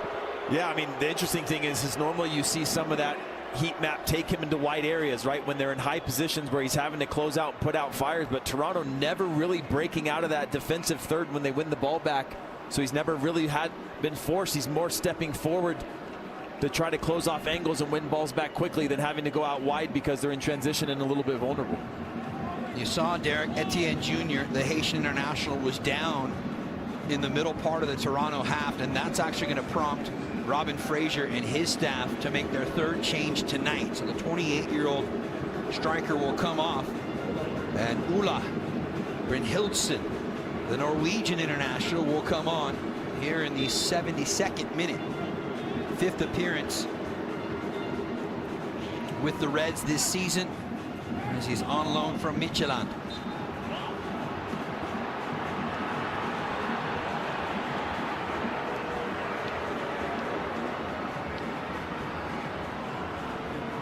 We just saw that phase of attack from Real Salt Lake again, Rogo, and this is where, again, I think Toronto have to find a way to maybe try to control the game a little bit more, knowing that if Real Salt Lake get into that rhythm of just throwing the kitchen sink at them, something might come of it. You have to defend for long periods of time. Can Toronto FC find a way to put their foot on the ball a little bit, move it around, take some time off the clock through possession, and really use that man advantage? Well, Sean Johnson trying to take some time off the clock right there. And immediately the motion from a referee to speed up the pace of play. A little too earlier for some of the time-wasting tactics here, with still almost 20 minutes to play.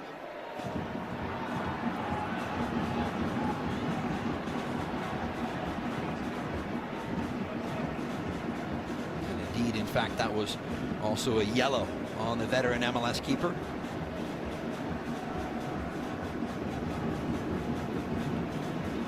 Have that down as 4th Toronto player shown a card tonight from referee Sergei Demyanchuk.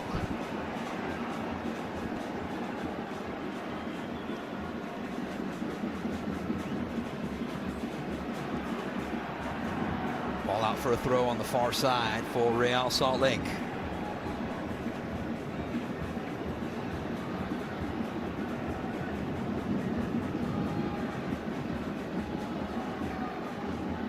Bernadeschi, little reverse diagonal pass to find Dominguez.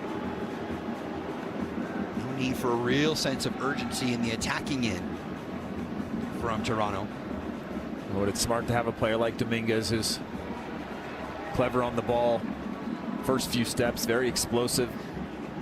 Again, similar to Brynhildsen, just bringing that energy onto the team, a different dynamic. And hopefully find you some possession, some relief in the build-up play. Osorio tangled up with Diogo, and a whistle just inside the center circle for a free kick for RSL. Those two continue to chatter back and forth.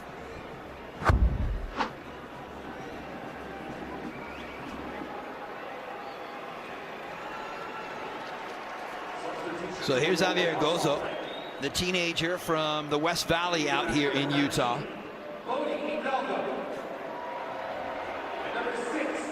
And Sam Junka also going to come in.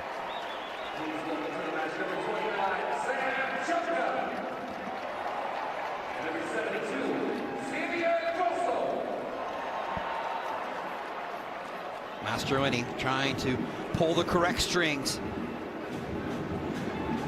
Heath, I think you would agree at this point, if RSL can get anything out of this match, down a man, down a goal at this point here tonight, they would feel pretty good about themselves when all is said and done.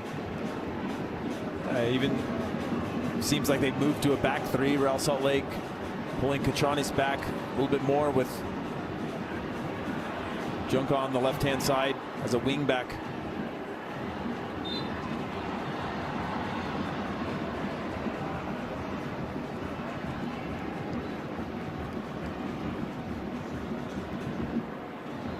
Into the final quarter of an hour, and if you're just joining in here tonight with our contests inside America First Field, Toronto trying to grind their way to their first win of the 2025 campaign on the heels of 3 straight draws.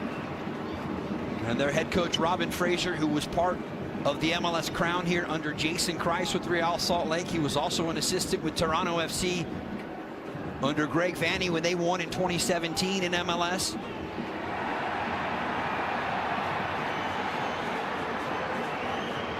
But in his first year in charge of the Reds, he's hoping tonight they can find their way into their first victory of 2025. Anelli laying it off. Diogo! And he sends it over the bar. Looked like it might be the moment right there. This exclusive Netcam replay is brought to you by T-Mobile. More good stuff from Sean Johnson. And again, Sean Johnson maybe had the opportunity to hold that one tight, but it's a crowded area. Opts to just punch through it, clear the lines. And he's been huge every time he's had to step up here tonight.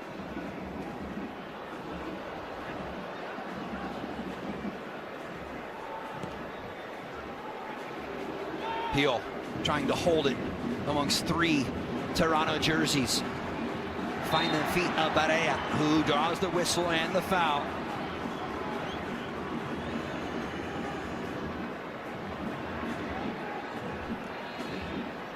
We've been here before, Heath Pierce, when RSL has delivered through free kicks late in matches to either secure a point or confirm 3 points. They would love one of those moments now here tonight.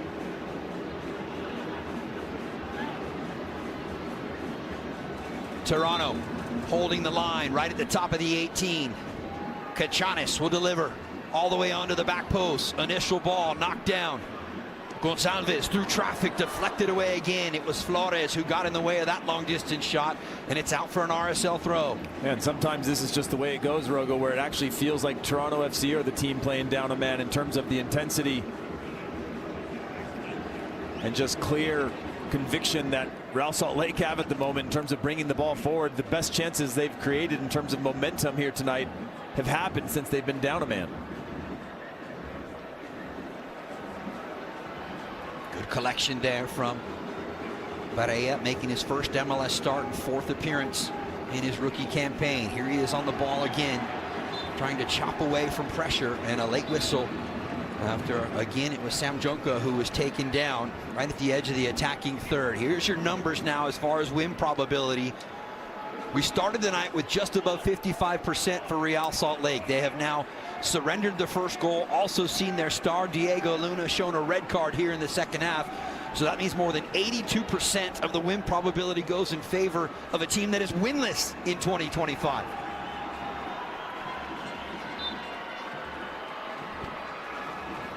Diogo on the free kick, dangerous ball in, looking for Piol. No immediate second chance opportunity. It'll pop loose, and Kachanis with a hopeful effort. He's got that left foot to hit one, but not from that angle. Yeah, I think more than anything, just recognizing they were under pressure with a few players from Toronto FC stepping out. Probably best to just let that one go other than trying to bring it down in a tight area and keep possession.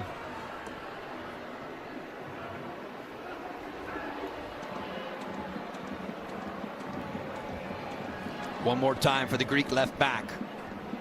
Looking to weight one forward in the direction of Piol. Gozo. Might have got away with a handball there.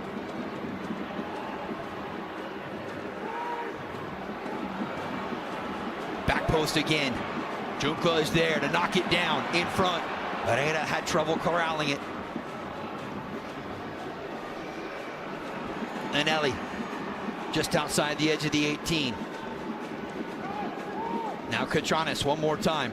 A little two-man game on this side between Alex Katranis and Sam Junka. Vera still working his way forward. Brian Vera with the cross, and he never got enough power behind it to get it into the heart of the 18.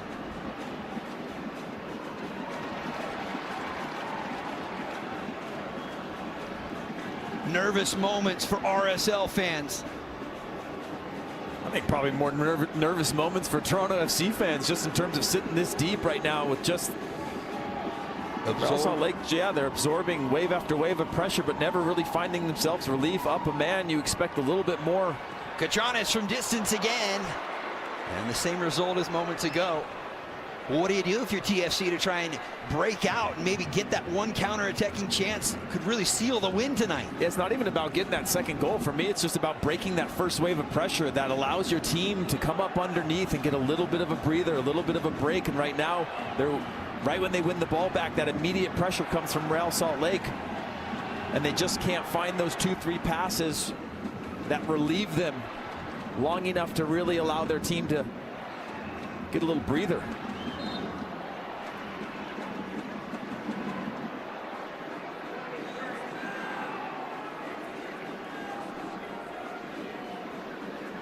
You wouldn't know it if you're watching this game and just joining in now that it's RSL, that the team is the team that's playing down a man.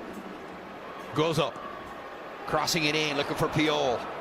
Headed away by Rosted. Kept alive in front. And it was Justin Glad coming in late to try and hit the right-footed volley.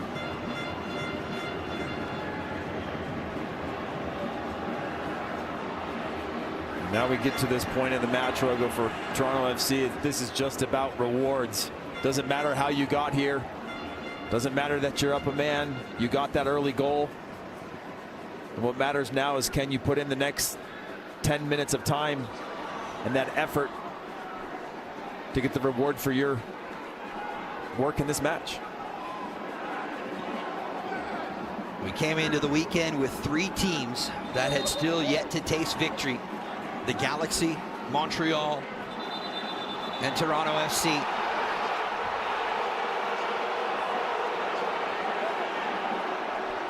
Fans frustrated here. The match momentum is presented by Old Spice. And take a look at this. 2 big moments on that graphic right there, Heath Pierce. The G for Toronto and the 9th minute, and then obviously the red card coming right at the hour mark. Again, but what I'm most interested in is, since that red card, you look at those waves and it's all Real Salt Lake, which shouldn't necessarily be the case at this moment in time. Bernadeschi back, tracking back, tried to shield that ball out of play. Would have been a goal kick for Toronto FC. Instead, the flag stays down. So a quick throw from Katranis right in front of the RSL bench.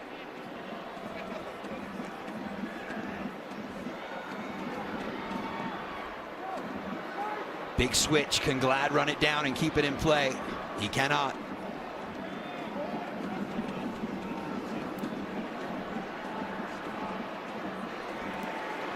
Gonzalez tracking it down and winning the possession back for Real Salt Lake. Gozo now. Can Anelli keep the movement going across the field? Flores, really good, stout work, but Anelli equally as good to win it back for Real Salt Lake. Really well done from Anelli there. I've been very impressed with Flores tonight. Just the simplicity of his game, the intensity that he plays with. Anytime you come into his area, it's going to be a physical battle.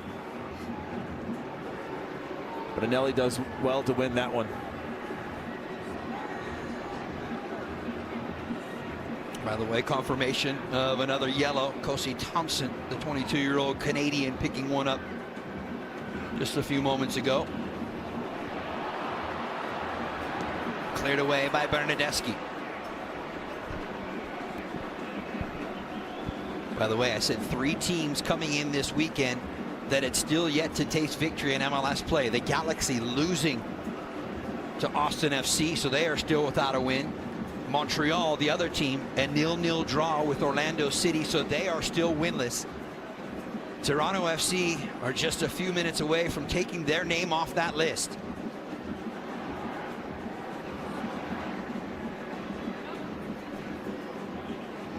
Vera. And now Kachanis. The home side looking for that probing and penetrating ball to get into a dangerous area. Gozo with numbers inside the 18.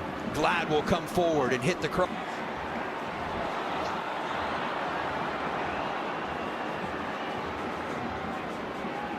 Yeah, it just seemed like Glad there.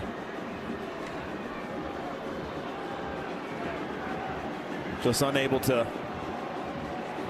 get on that. It just nicks off from there at the end.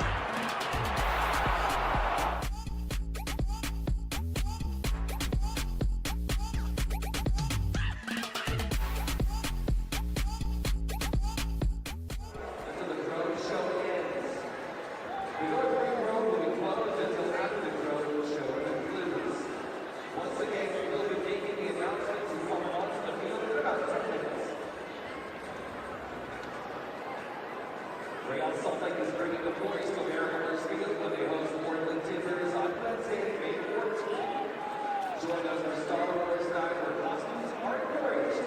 You'll have the chance to interact with characters with your favorite Star Wars films. Kickoff is at 7:30 p.m. Tickets are available at rsl.com or by calling 844-RAY-ON-TICKS.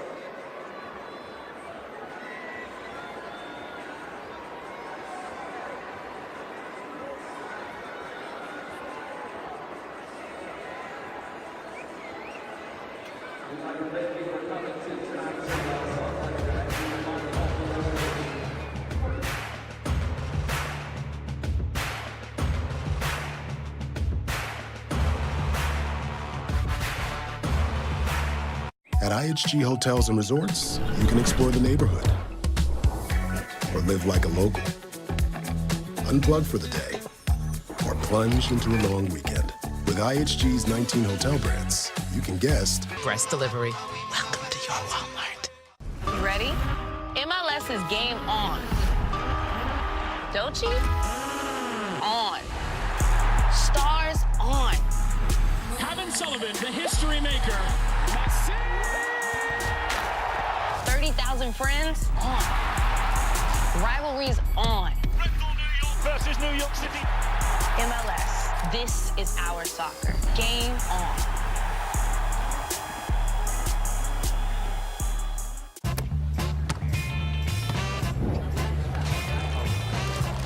Hey, you playing for an ultra?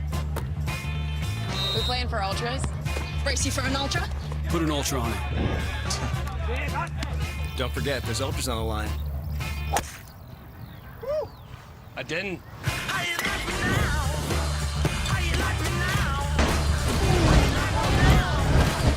Michelob Ultra, superior to light beer.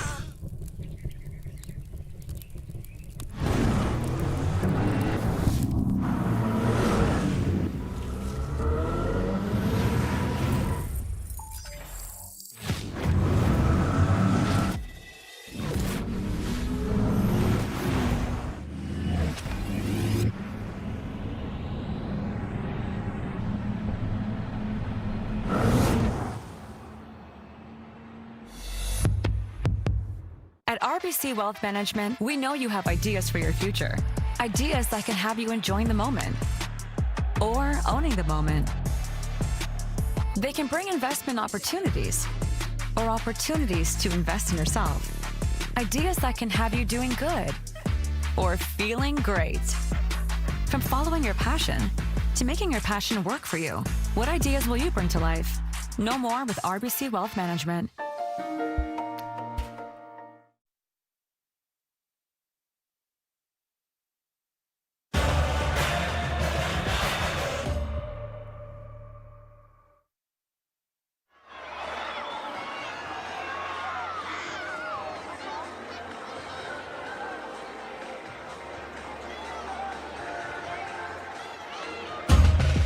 This copyrighted broadcast of Major League Soccer may not be retransmitted, reproduced, or rebroadcast without the express written consent of Major